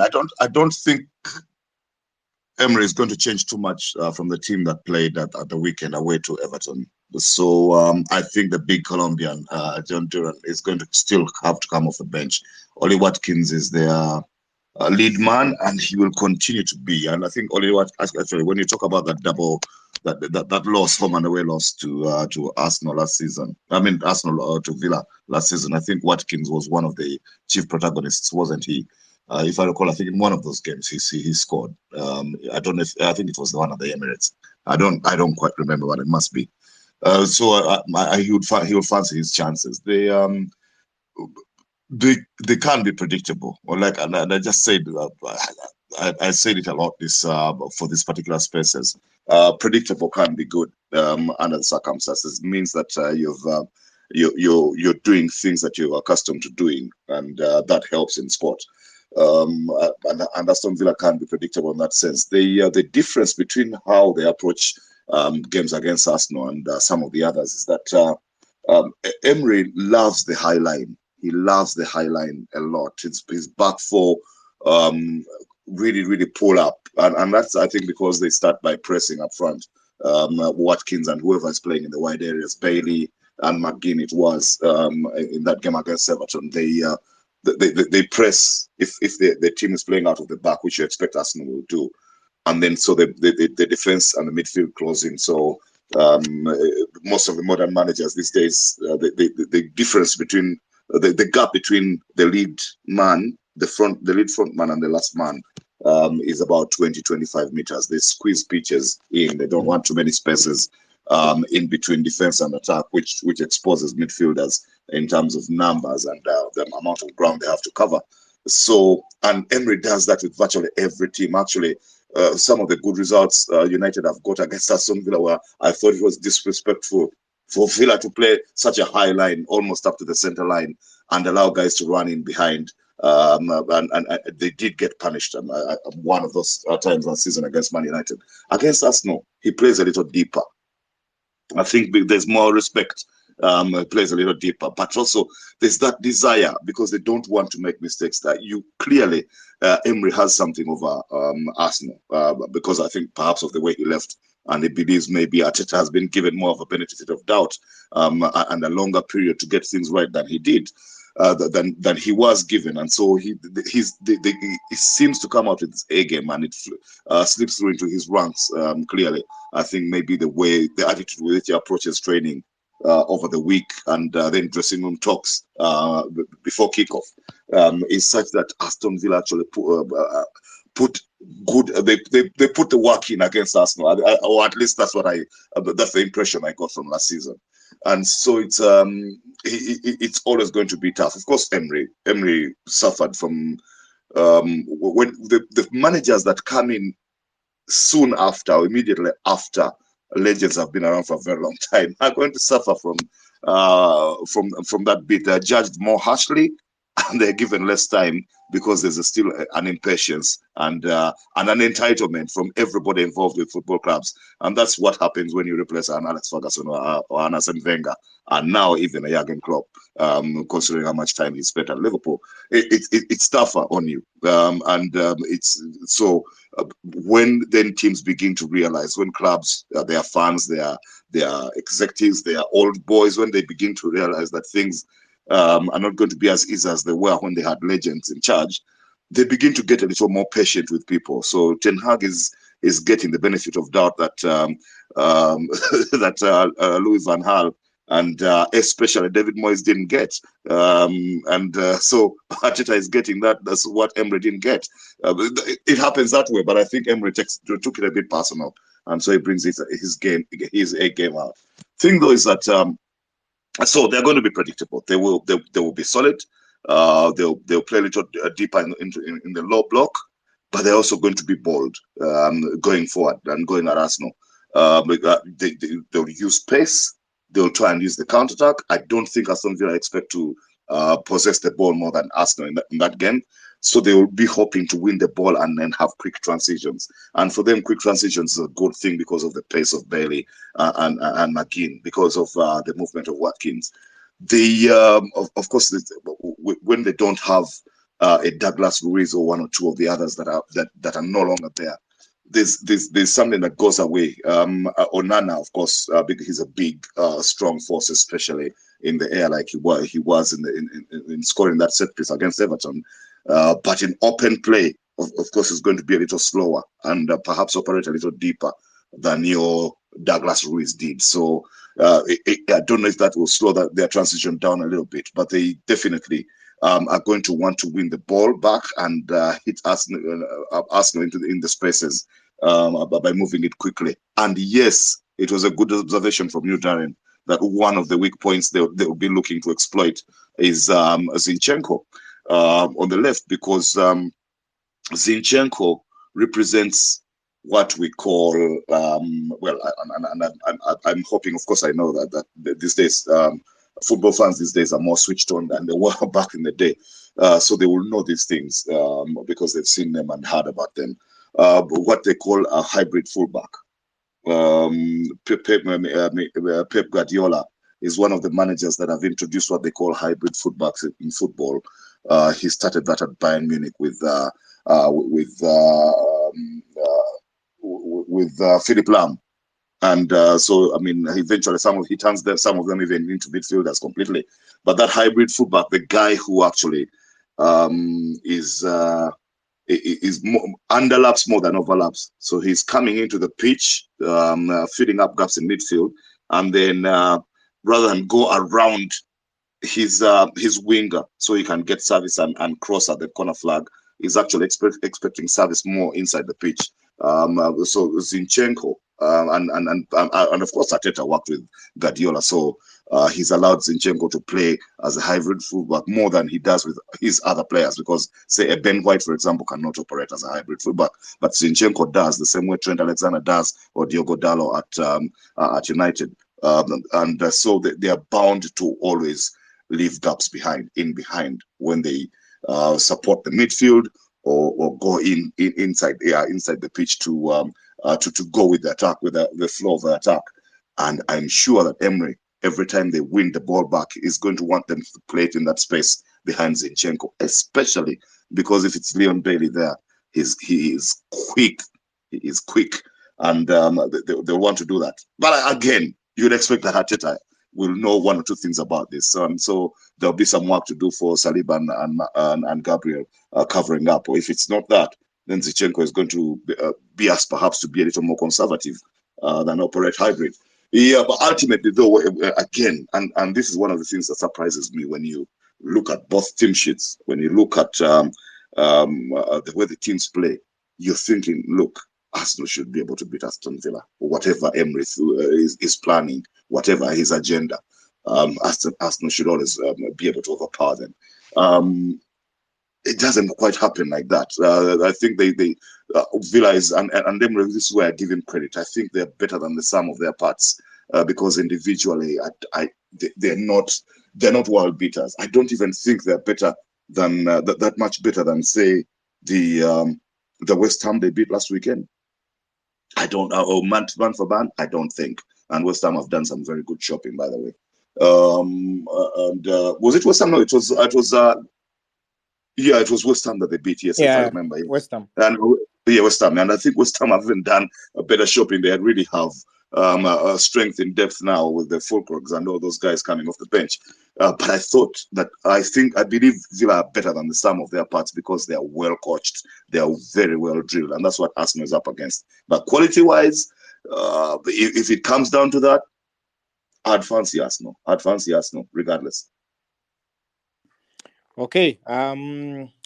Thoughts there from Mark, and of course, Aston Villa Arsenal comes up at about 7:30 p.m. That game will be coming from Villa Park in Birmingham. Arsenal last season lost there by 1-0. They actually lost 6 points to Arsenal. They lost 6 points to Aston Villa last season, and inevitably that affected and impacted their quest for the Premier League title. Aluda, your prediction for Aston Villa? I'd actually given a prediction earlier, but I'll go for a 3-1 Arsenal. Biwal, are you getting at the Arsenal fans again, your prediction? Yeah, as unfortunate as it is for me, I think this time round, Ateta will get one over Unai. I just thought that I need to quickly add that I think that Arsenal, especially at that left back position, might this time start Timber ahead of Zinchenko because Timber gives a certain stability, and because as Mark had expressed, Aston Villa has this ability to come at you with all the pace, with the Baileys and whatnot. They can run at you, and I feel like Timber might give a bit more stability in that sense. Zinchenko could fly, right? Could fly along the wing, but the risk is that there might be gaps left. Outside of that, as you mentioned, Ollie Watkins hasn't yet hit the form that we expect of him, but that should not be something that anybody can take to the bank because he just needs one goal and he will be up and running. And there's that Rogers boy. I like his football. I liked him preseason. I thought he was quite good. Konsa, by the way, Konsa this morning is the one who the big interview was on Sky TV. He's talking about how the team is gelling and how he's loving playing football at Aston Villa. So basically, I think this Aston Villa team they will get into this game feeling and thinking and believing that they can probably get one over Arsenal. But as I said, this time round, Mikel Arteta should be able to win this one. It will be close though. I'm going to go for a 3-2 because I feel like there's going to be a bunch of goals in this one. Yeah, 3-2 Arsenal. 3 to Arsenal. Your prediction, and I do see some comments as well that have come through. And gentlemen, we will be discussing Chelsea next up against Wolves, and we'll be coming to Desire. Nikonora Almari says Arsenal 1, Aston Villa 2. Arthur Kanyesje says I see Calafiori make his debut today at left back. Nkambo Ruben says your streaming app isn't working. What could be the matter? I do hope you can get into the inbox here of actually DSTV. They should be able to get you sorted with that. Joe Kanyogoga Kanyogonya says Kuvabuto Aston Villa. Then Shiri Yedenga says Arsenal have Timber to replace Zinchenko. In the middle of the park, Pate has to be physical against Tillemans and McGinn. Edwin Rukundo says Aston Villa game of the weekend for me. Arsenal only has a chance only if Arteta only has a chance only if he starts the right person in the left back role. If he dares Bailey with Zinchenko, Arsenal gets beaten. Super Mike Ateta, Paulinho, you say you want to make a case for Arsenal. If I let you, yes, I'll let you towards the end of the space. Michael Ainomugisha says Aston Villa 2, Arsenal 1. Ochan Emma says I can't wait to laugh at Arsenal today. Sulaiman Kakaire says Timber offers the best option, then Zinchenko or Calafiori come to create tempo in the finishing end of the game. Those are some of the comments. Then I think Amari as well stated that Ipswich Town 0, Manchester City 5. Now let's get to your Desire, because Chelsea off a losing start. They do travel to the Molineux to take on Wolves later on tomorrow. 4 p.m. is the kickoff time. That game as well on DSTV. But I want to pick your thoughts because I think there is no team that has lost as many games at home in 2024 like Wolves has done. And I just want to get your mind. Does Chelsea now get off the mark? You played in the Europa Conference League, I think in midweek, a 2-0 victory in there. In the last few days, Cole Palmer has been announced as the PFA Young Player of the Year. Not to forget, Joao Felix transfer is sealed. Pedro Neto got some minutes. He's up against his former team. Does that mean there will be some changes between Nicholas Jackson and Christopher Nkuku? Do you throw in a Madueke somewhere?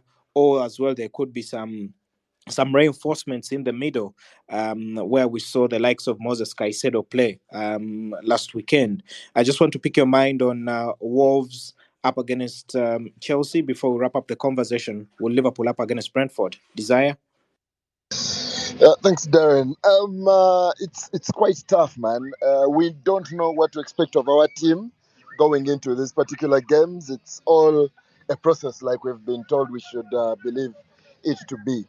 However, there are a couple of things that we have known Chelsea to be, and when you look at the record that Wolves have going on for them, I think they've only won a game or two in the last 12, and like, they're in such terrible form, as Wolves. But the last three games that they've played against Chelsea, they have won. And one annoying pattern that Chelsea have going on for them as well is that you see that team that has gone, long, losing each kind of game and whatever. It could be a Crystal Palace or whatever. That game they have against Chelsea is the one they get up and get to win. That striker that has been failing to score goals, the day he plays Chelsea, that's when he scores two goals or even a hat trick. That goalkeeper that has been, conceding and all of that, they play Chelsea and they get that clean sheet. So that worries me. However, I think that we should be able to get off the mark today. There is an interesting aspect of Pedro Neto. He got some minutes to start. I'm not so sure if at all that was preparation for the weekend. He got a few minutes, was taken off. Of course, he's not been the fittest of players. We also know that his injury record is not the best. So there is a question on, does he get to throw him in or not? To watch out for. Joao Felix will want to come through. I mean, with the outings that Nicholas Jackson has gotten to have, and the kind of performances he has gotten to put in, we got that goal against Manchester City, but he was very, very needlessly offside in that particular one. The misses that he has gotten to have, and all of that, and then of course the tough speaking of Enzo Maresca. Could it be that this is when they get to start a different winger, probably a Neto on the wing and maybe Nkunku as the nine? I am not so sure we are being served, completely well with Nkunku off, the off the left. Then when you get to look at our midfield, I think Enzo Maresca, and he seems like he's not afraid to make decisions, but I'm not so sure Lavia, Caicedo, and Enzo on the pitch together is something that will serve us well. Those are three players that thrive coming in, playing deep, creating from deep. Lavia doing an excellent game against Manchester City. Then, of course, Caicedo being Caicedo. Enzo Fernandez now getting to struggle in that trend position, especially on the defensive phase and all of that.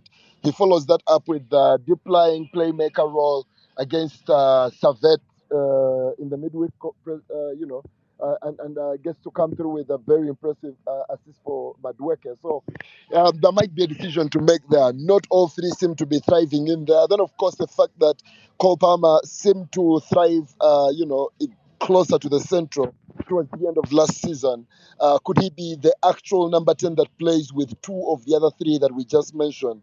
And then a certain Madueke may be getting to thrive off the wing. Of course, Joao Felix has also been cleared to come in there. You want to think that when you look around the squad, he's definitely a half nine or maybe a winger.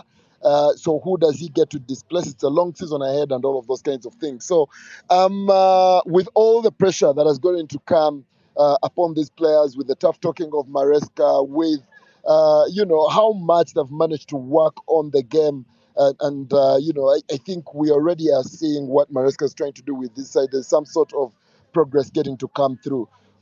It's a Wolves side that we got to lose against home and away last season.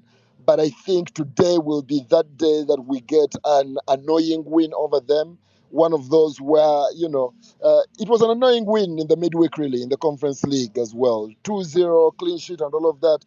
But the play and all of that are still very, very annoying. I think we'll be going in for another one right there. Boa Wolves to the core throughout that game and all of that, and probably win that one 2-1.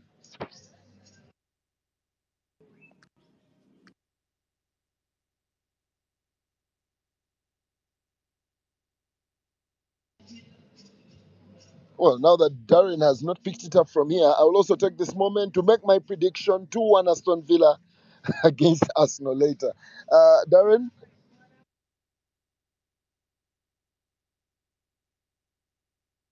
Hey, Darren, where are you at? Darren.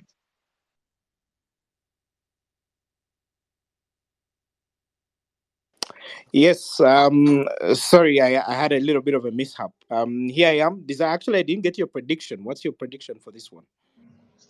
2-1 Chelsea against Wolves, 2-1 Aston Villa against Arsenal. Eh, and that means Chelsea will be on same level with Arsenal in terms of number of points after 180 minutes of football. Is that what you're trying to say? Yes, sir. That's what I am saying. Because for Arsenal, well, they have something good going on and all of that, but I think with the way they treated Unai Emery, it is more than just a game when these games get to come through. So yeah, draw at the end of 180 minutes. Interesting. Because Mark, I want to come to you quickly about Chelsea because one thing I know for long in the sports world where I've lived is sport hates dominance. Sport just naturally hates dominance. For Unai Emery to make it 4 out of 6 up against Mikel Arteta would be something extraordinary. But I want to stick with Chelsea because, Mark, I want to pick your thoughts. Not that Wolves was that bad.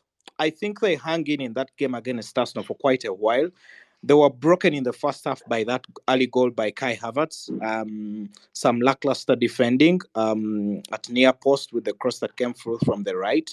But I want to pick your thoughts. Can they pick something up against Chelsea that still has not yet got a proper shape? They still look like they are amorphous.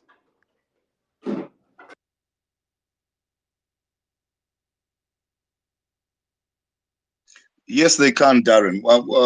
And well, we're playing at home at the Molineux. It's not going to be easy. So in that sense, actually, Chelsea have had a very tough start to the season because their home game, ideally, which would have, I mean, should kickstart your season, was against the champions. It was always going to be difficult, and then then you have to go to the Molineux. Not many teams go there and enjoy that trip. And you are right. Wolves um, have got the ability to beat up on Chelsea or any team. But however, just to let you know that there's certain things about Chelsea that I liked against Man City. I'd caught a few Chelsea games on tour and preseason. I watched a few of their games, and I mean, you could see what Maresca was doing. They were shipping loads of goals, but many of them were coming from one or two errors they were making from playing out of the back. Yeah, I remember last weekend I referred to that preseason game against Celtic, for example, in which they shipped 4. But there were a few others like that, a couple others like that. But they definitely on to something. And everybody, of course, has been talking about how many players there are. There are too many players. There are too many changes at managerial and playing staff level for Chelsea to be a stable club and everything. Maresca, of course, was it yesterday that I saw him saying, "Look, there might be 41 players here, but I'm working with only 22. The others are training separately."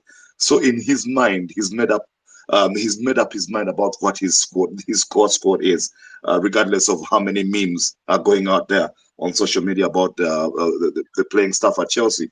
And which is why, of course, Raheem Sterling, for example, finds himself in the position he's in. The man has said the guy is a good player, and I'm not saying he's not, but he's not my kind of winger. And that's because he's zeroed in on the few that he's playing. I mean, he's played that opening game against City. You saw he played Nkunku wide on the left, and Cole Palmer played right. So that meant that he didn't have space for in the starting lineup for Pedro Neto, and Noni Madueke and Mikhailo Modric. So he still has, even if Raheem Sterling has been frozen out, he still has 4 or 5 wide players to pick from. But that is the core squad that he's decided he's going to use. I think the others actually, Madueke and Modric, who didn't play in that game, played in midweek. And what was that? Was that a qualifier for the Conference League qualifier or something that they played in? Yeah, so he's but I liked a few things that I saw there. There's not too many teams that are going to have more of the ball in over 90 minutes than Man City anywhere in Europe, never mind the Premiership. Anywhere in Europe, even in the possession-based La Liga league, it's very difficult for any team to walk onto the pitch with City have more of the ball and then over 90 minutes. And Maresca's Chelsea managed that. I mean, I said it before here last week how Maresca is really a Pep wannabe. This is a guy who unashamedly admits that that's the man he's modeling his career around, and you can tell from the way they move the ball and everything. I like the bit that Desire said about Cole Palmer coming inside. That would of course create space for one of the wide players I just mentioned to be able to start on the right, but also allow Palmer the freedom of movement that his talent demands. His ability to create for the team, if he's got more freedom than just being out wide on the right, is something that Chelsea are going to have to look at. Because I remember this last season, somebody was asking me, put me to task to tell them the difference between Palmer, Saka, and Foden, and who is better and what and all. And I was saying, look, I'm just going to explain to you the versatility of the players and what they offer, because Saka is large. I mean, the guy who he's right-sided, left-footed player, inverted winger, plays right, has mastered how the movements that are required of that role and everything. But Foden and especially Palmer, more adjustable. Palmer actually for a few games for last season actually operated as a false nine, and he can tuck in behind the nine and allow them to play another wide player. The difficulty, of course, is and this is perhaps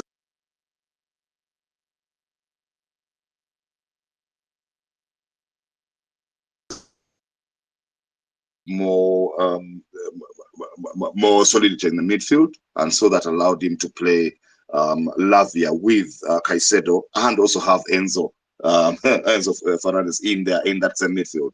Fernandez was playing a little further forward and wearing the armband and everything. But yes, you can't have only two of those three and Cole Palmer slot in there, so you can have two wide men if you're playing against lesser opposition, if you like. And I'm thinking Maresca will make those adjustments. I like that they have the options. I like that they have the shape, and I like that they can move the ball actually before Haaland scored, before and after Haaland's goal in that game. Chelsea had the opportunities to score, and they should have. On another day, they will. That is again the volatility and unpredictability of Nicholas Jackson. Is that he will miss some the chances you think he should put away, and then put away some more difficult ones. It's that kind of enigmatic number 9. We've had a few of those over the course of the years in football.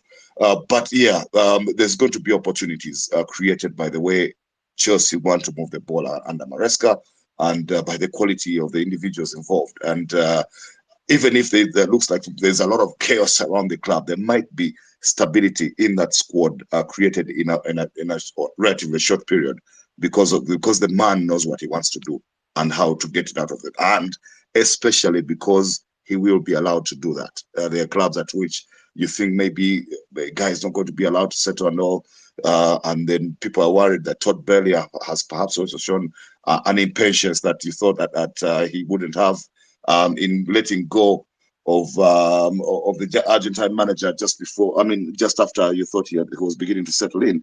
But Maresca will be allowed to do the things he wants to do, and I think that it will not be as bad as many people think, and also that the transition might not take as long as they think. Actually, I think they'll look good against Wolves today. But if you ask me about fancying Wolves and the result, it's at the Molineux and it's Wolves. So they can get something.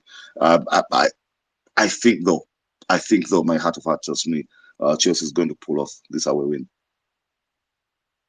Okay, thank you, Mark. And Sulaiman Kakaire returns to say, I think Pedro Nkuku Cole Palmer is a better attack line. He directs that message to you, Mark.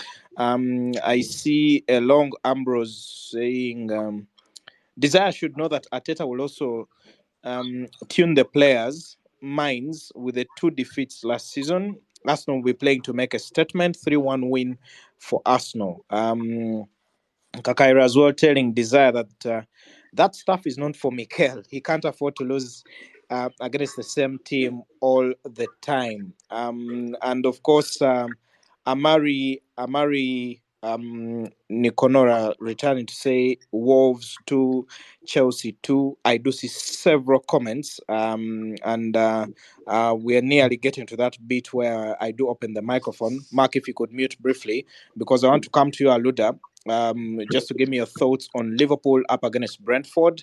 Another juicy fixture that actually will be wrapping up the weekend on your DSTV. If you do pay for the Go TV Super Bouquet for 90,000 shillings, you should be able to catch some of this Premier League action, or your DSTV compact package for 110,000 shillings. You should be able to catch this Premier League action. Not only that, as well, because there is the Spanish La Liga, the conversations around the Mbappe, Rodrigo, Vinicius, Bellingham combination do go on. You can catch the La Liga, the Italian Serie A. There is the Dutch Grand Prix in the Formula One. There is the US Open that you can as well watch. And for all your inquiries, actually, on your DSTV, just download the My DSTV app. It should be able to sort all your challenges that you've got with your DSTV. Aluda, Liverpool up against Brentford wraps up the weekend, and it's a vital one because next weekend Liverpool will be at Old Trafford to visit their arch rivals, Manchester United. Well, I hope Liverpool. I hope Liverpool are focused on the Man United game, so that this result can can go south. But yeah, with this game, you know, when you look at the way Liverpool play, I know their new coach is trying to make certain adjustments when it comes to how they play, like short passing and all that. But like I think Mark stated earlier, they still have that Klopp long ball they still play, and that's I think that's the same style Brentford plays with their strikers Wissa and Mbeumo. So for me, these are two teams that play a very very similar style of football. Of course, Liverpool edges it with more quality players, but with Liverpool being at home, and I think this is the first Premier League game at home, if I'm not mistaken, with their new coach. They'll want to make a statement, or he'll want to make a statement. But this is one of those games that could go either way. I actually think this will end in a 2-2 draw. Whoa. Whoa, that's interesting. Even with the kind of attack that Liverpool has got, the five that we've talked about, I think Cody Gakpo, Diogo Jota, Mohamed Salah, Darwin Nunes, Luis Diaz, and company. That's quite interesting. That's quite a bold one, Aluda. I do see. I think AFTV all the way from Belgium. Are you giving me your thoughts on Liverpool Brentford and an extra submission on Well, Arsenal? How are yeah, you yeah. doing? Thank you, dear Stevie. Thank you for having me on, man. Now, I actually live in England, though. I live in London, man. I just go and work in Belgium, so I'm not a Belgium person. Right?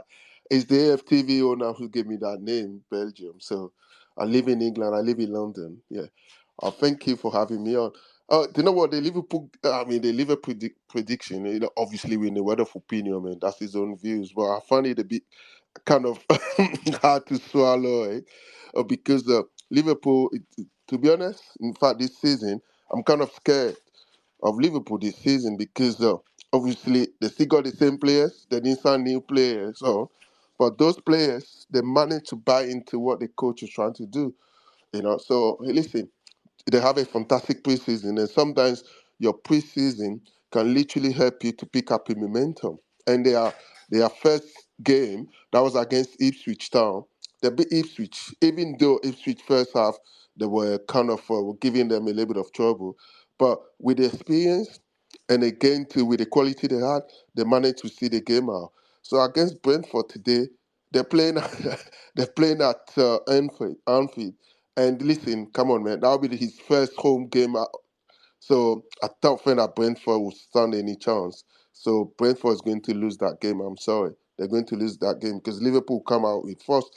Salah is in form. He scored last weekend, and Jota too scored. So hey, and those two players, come on, man, they'll trouble any defense. So I see Liverpool winning that game anyway.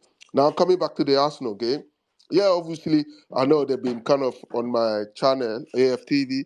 There was that debate about the best coach or whatever, who's the better coach in terms of, and I think that it's a good debate, but again, sometimes we normally miss the contest. So I think I don't want to draw myself into that. At the end of the day, it's about between the game is about between Aston Villa and Arsenal. And last season, obviously, we saw what happened. We went there, we lost 1-0. We came into the Emirates, and I was there watching that game. We lost to them 2-0. It was so painful, painful. So I hope that the players, Arsenal players, they will not put that kind of mindset, like a revenge mindset, into their mind at the back of their mind today. They should just go there with full with free head and just knowing that listen, at the end of the day, we've done it. We're trying to win the league twice. We failed, so we've got the mentality now. We've got the experience to challenge for the league. So and this time we can win it. So every single game it will be like a cup game. Let's just go in there and just make sure that we do our jobs. So hopefully Ateta will come out with a good game plan and Arsenal will go and win that game. I'm seeing it like a tie. I wouldn't mind as an Arsenal fan and seeing it go down. I don't mind going away with a draw. But again, too, if there's an opportunity for us to win that game, I'll go for it. So I'll say 1-0 to the Arsenal. 1-0 to the Arsenal. Thank you. Okay, I think I'm going to let a few guys come in quickly. Thank you, Belgium. Thank you, man. For being a part of a part of this. I do see her. He's called Bad Guy. Darren, If you could hear me, how are you doing? I'm doing better than any Arsenal fan has been since 2002. How are you doing, my brother? Don't let that bad guy on DSC. You Don't see let this that bad Belgium guy, he's a fraud. He tells us Arsenal going to win the league every year. Let me ask you a question, Darren. Has there ever been a weekend, yeah, where you have met Belgium and said who's going to win the game that he's never said Arsenal? Hey, Darren. This guy, in America, we call him a homer. He's a homer.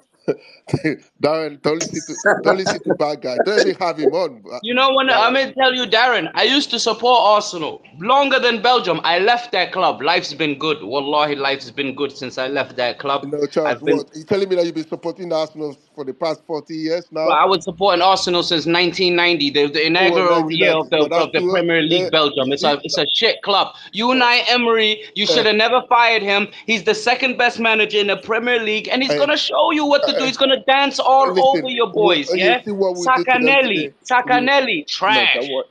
Listen, trash. bad guy. Okay, gentlemen. We look after Okay, them okay, today. gentlemen. Shut up, man. I was talking to Darren, man. You're always rude, bro. Coming off a mute. How about you go back on mute, Belgium? Hey, yo, Darren, make sure these Arsenal, Bad man, guy, don't shish, ever man. chat to you, Bad yeah? guy, shish kebab. Shish kebab.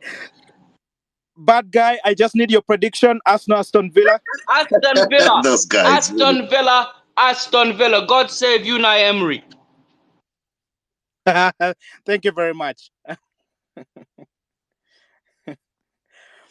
Okay, that was quite heated. I want to let Edgar know we're on. If you could get the mic as well as Super Mick Ateta, Paulinho. Edgar, can you hear me? Edgar, are you there? Yes, I'm there. How are you doing? I'm doing well. Just your thoughts in a minute. My prediction of Manchester United and Brighton, it's gonna be 2-1 in favor of Manchester United on account that Rashford doesn't start. I expect Garnacho with Ahmad if Ahmad is available because he just lost his mother. But if he's available, I expect him to start with Garnacho. Yeah, that's it. All right, thank you very much. Let me come to you, Super Mick Ateta, if you could hear me. Yes, I can hear you. Are you there? Yes, you for long I wanted to say am. something. How are you doing, and what's your thoughts? Thanks for having me, Darren. Mine was on Arsenal. I think there was a lot of negativity around Arsenal. Maybe rightly so. Many people are paying their respects to City that they have rightly earned. Excuse me, man. That they have rightly earned, but I think that we should be positive as Arsenal fans on our own. There's a lot of good going for us. Facing Emery, who has a pain in our back, I think has shown over us that he's good at learning from his mistakes and errors from the past. And I think we'll have too much for Emery today. We should surely be able to beat them. They have some key weaknesses. Usually they love playing a high line. And should he play that high line today, I think we shall punish them. The last time when we lost that game 2-0, 2-0 away from home, that was, I don't know, it was actually at home. It was in the run-in. I think it's the only game we lost, I think, out of the last 19 or so games. It was arguably the best first half of football we played that whole season. We wasted so many chances. We didn't convert so many chances. And I think we shall be able to put them away. We saw Kai Havertz playing off the left central midfield, LCM, and making those beautiful runs, stretching the midfield and making those traps for the playing off that offside trap. Because I think if Jesus starts as forward, the defense, and those can be making those runs that maybe allow us to play over them. I think Emery's biggest weakness usually is that he's pragmatic, he's a bit reactionary. He wants to play off what we do. As you were saying earlier, last time he tried to target Zinchenko, and they were doubling up on him with his box midfield. I think Bailey had a goal and an assist in that game. So surely this time, I'm sure we shall not be playing Zinchenko. We shall be playing Jurien Timber, who's very much available. He can do everything that Zinchenko offers us on the ball in terms of building up the play, trying to set us up and progress the ball. He can also invert. He can dribble. So I think he's stronger in the 1v1. Zinchenko's main problem is that 1v1, that ball in behind. He doesn't trust his pace.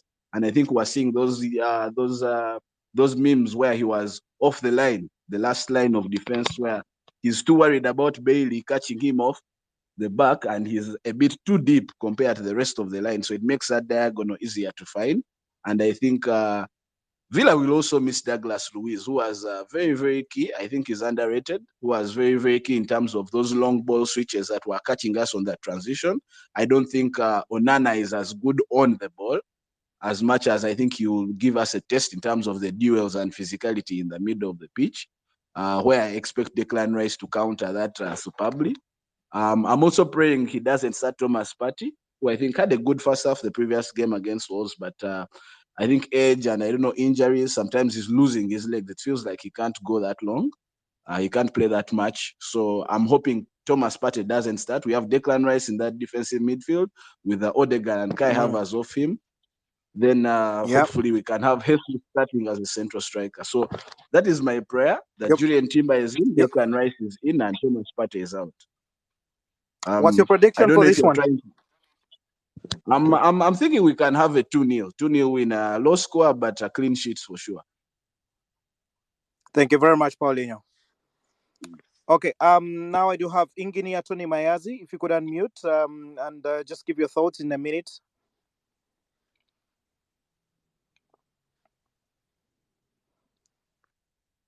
Tony, are you there? Or I could let Mujuni Ronald say something. Just need to wrap this up 20 past the hour. Okay, if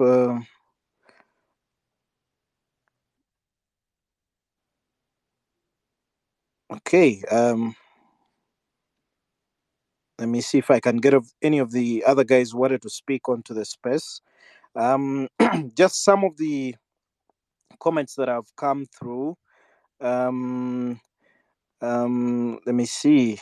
Tuino Mugisha Dinez says, in Aston Villa, we believe for the goodness of peace and sanity. Manuel Kilama says, It's still early in the season, but I'm skeptical about how Palmer will perform. I have a feeling the league will find ways to contain him. Hopefully, Maresca can assemble a team that thrives around Palmer. Bukenya Simon Peter says Liverpool 0, Brentford 0, Arsenal 2, Aston Villa 0. Manchester United will lose today. That's Bukenya Simon Peter. Some of the comments that have come in. I want to get back to the gentleman on the space quickly.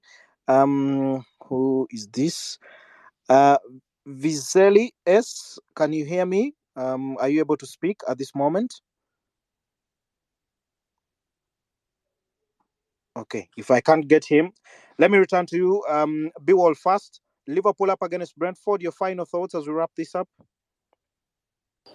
Yeah, Liverpool, Brentford. As much as I want Brentford to put up a challenge, I think with Tony still out in the cold, I don't think Wissa and Bemo are enough to pose Liverpool the kind of threat that I would have wanted. And as you rightly mentioned, Liverpool is front five, are firing on all cylinders. You don't know who will come at you on any given day. And as everybody has rightly mentioned, Liverpool seem to be picking up from where they left off the previous seasons. And for me, my worry for Liverpool right now is, as I think Mark mentioned it also, that the transition from one manager to the other, normally the expectation is through the roof, and that could mess things up. But that aside, this should be a simple win for Liverpool. I'm going to go for a 2-0 Liverpool win. Yeah. Okay. Desire, Liverpool, Brentford. Your thoughts in a minute. Desire, are you there? Mark, can I pull Brentford? Um,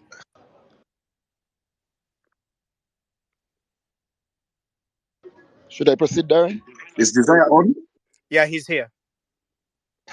Yeah, Liverpool and Brentford for me is a game that I'm more excited about really seeing what Slot is really getting to do with that Liverpool side.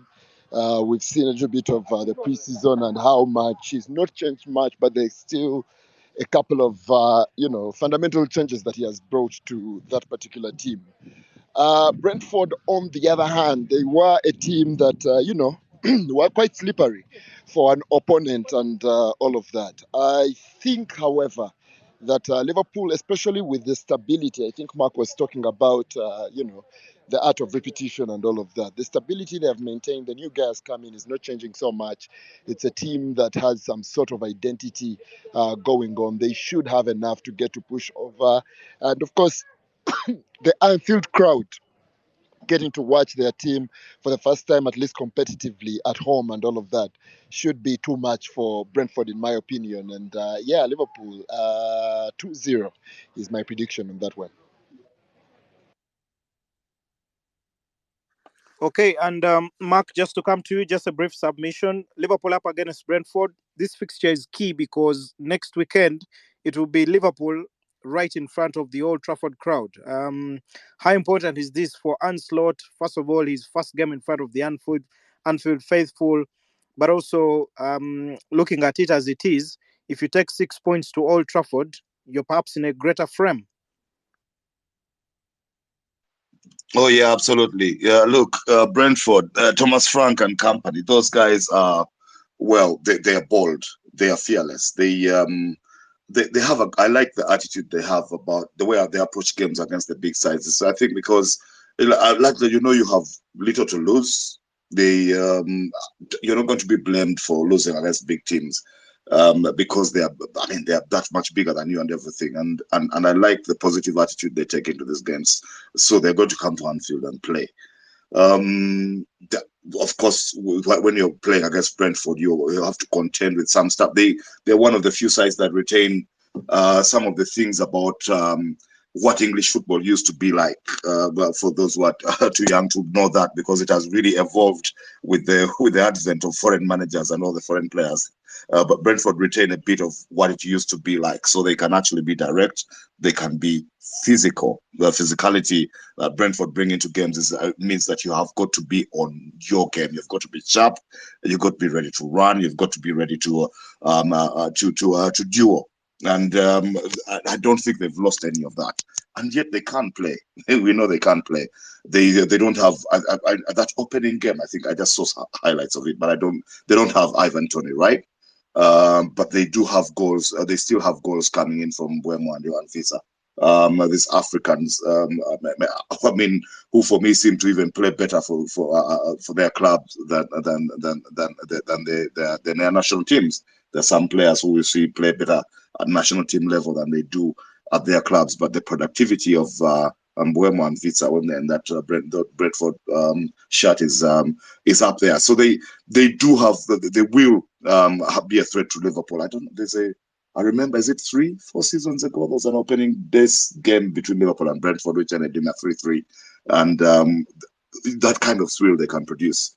But they're up against Liverpool at Anfield. I mean, I mean, there's very few teams that really make the 12-man count like Anfield fans, and they're going to. I'm sure the Liverpool guys are going to want to show the new manager they're behind him. Those fans, those faithful Anfield fans, and they're going to be behind that team. It's I don't see any result but a Liverpool win in front of that crowd, to be honest. And I think there's a few guys that were not as involved in the opening game that will be in this one. There's one or two things that worry me about Liverpool when they play a midfield like the one they did against Ipswich. That one that has McAllister and Gravenberch and then Szoboszlai is how hard are they going to work without the ball, doubling back? Because the Liverpool Jurgen Klopp got us used to was the one in which you knew what Jordan Henderson and Fabinho brought to the pitch when Liverpool didn't have the ball. And what was his name? The Dutchman, the big Dutchman. How much work they used to put in off the ball without it, because on it, they were expected to win it and get rid of it quickly. So for the quick transitions that Klopp made a hallmark at Liverpool, they were not expected to be the ones to make the final pass. So they didn't come up with many assists. They were not expected to come in with that many goals either. But because the creativity, the final ball was coming in from the fullbacks, and the creativity was coming in from the nine, the kind of nine they had at the time in Roberto Firmino. And so the guys around him would get onto the end of it and score. I'm talking Mane and Salah. There's a difference there when you have Gravenberch and McAllister and Szoboszlai. It's how hard are they willing to run without the ball? How hard are they willing to work and double back? While McAllister, circumstances have forced him to play as the deepest of the three as a holding midfielder. He wasn't naturally that. He didn't play like that at Brighton, and he doesn't. That's not the role he occupies for Argentina either. But he's asked to do that here because, I mean, you remember so famously Liverpool went into the market last season for both Caicedo and Romeo Lavia, and they ended up at Chelsea. And then they settled for Wataru Endo, who Slot has not played, did not start in that first game. So there might be a few question marks I have there, but I always say, and for those who perhaps are new to the space, I always say it's tough to play against Liverpool. I already talked about how the stability they have in their back five, but for me, the ability that a club can have 5 goal scorers who are so different from individually that they complement each other is tough to play against over a season. I fancy these guys to easily, between the 5 of them, produce 100 goals in all competitions. Last season, like I told you, they came short, but I won some money over that. But I mean, if you have Salah and Jota and Luis Diaz, these guys are so different individually, but so complementary together. And then you have Nunes and Gakpo to come, and you don't know which one of them is going to punish you on the day, but you know that 2 or 3 of them will. It's a tough proposition. I fancy Liverpool to win that game at Anfield. I fancy them to transition easier into a new manager, relatively. I'm not saying easier, but relatively easier than, say, like I said, I referred to earlier, than Arsenal did post Wenger or post Arsene Wenger, and Man United did post Alex Ferguson. It might be a little easier because of this kind of squad Klopp has left behind, And because the manager is half decent actually, not too many people knew about Arne Slot, but he's not so bad.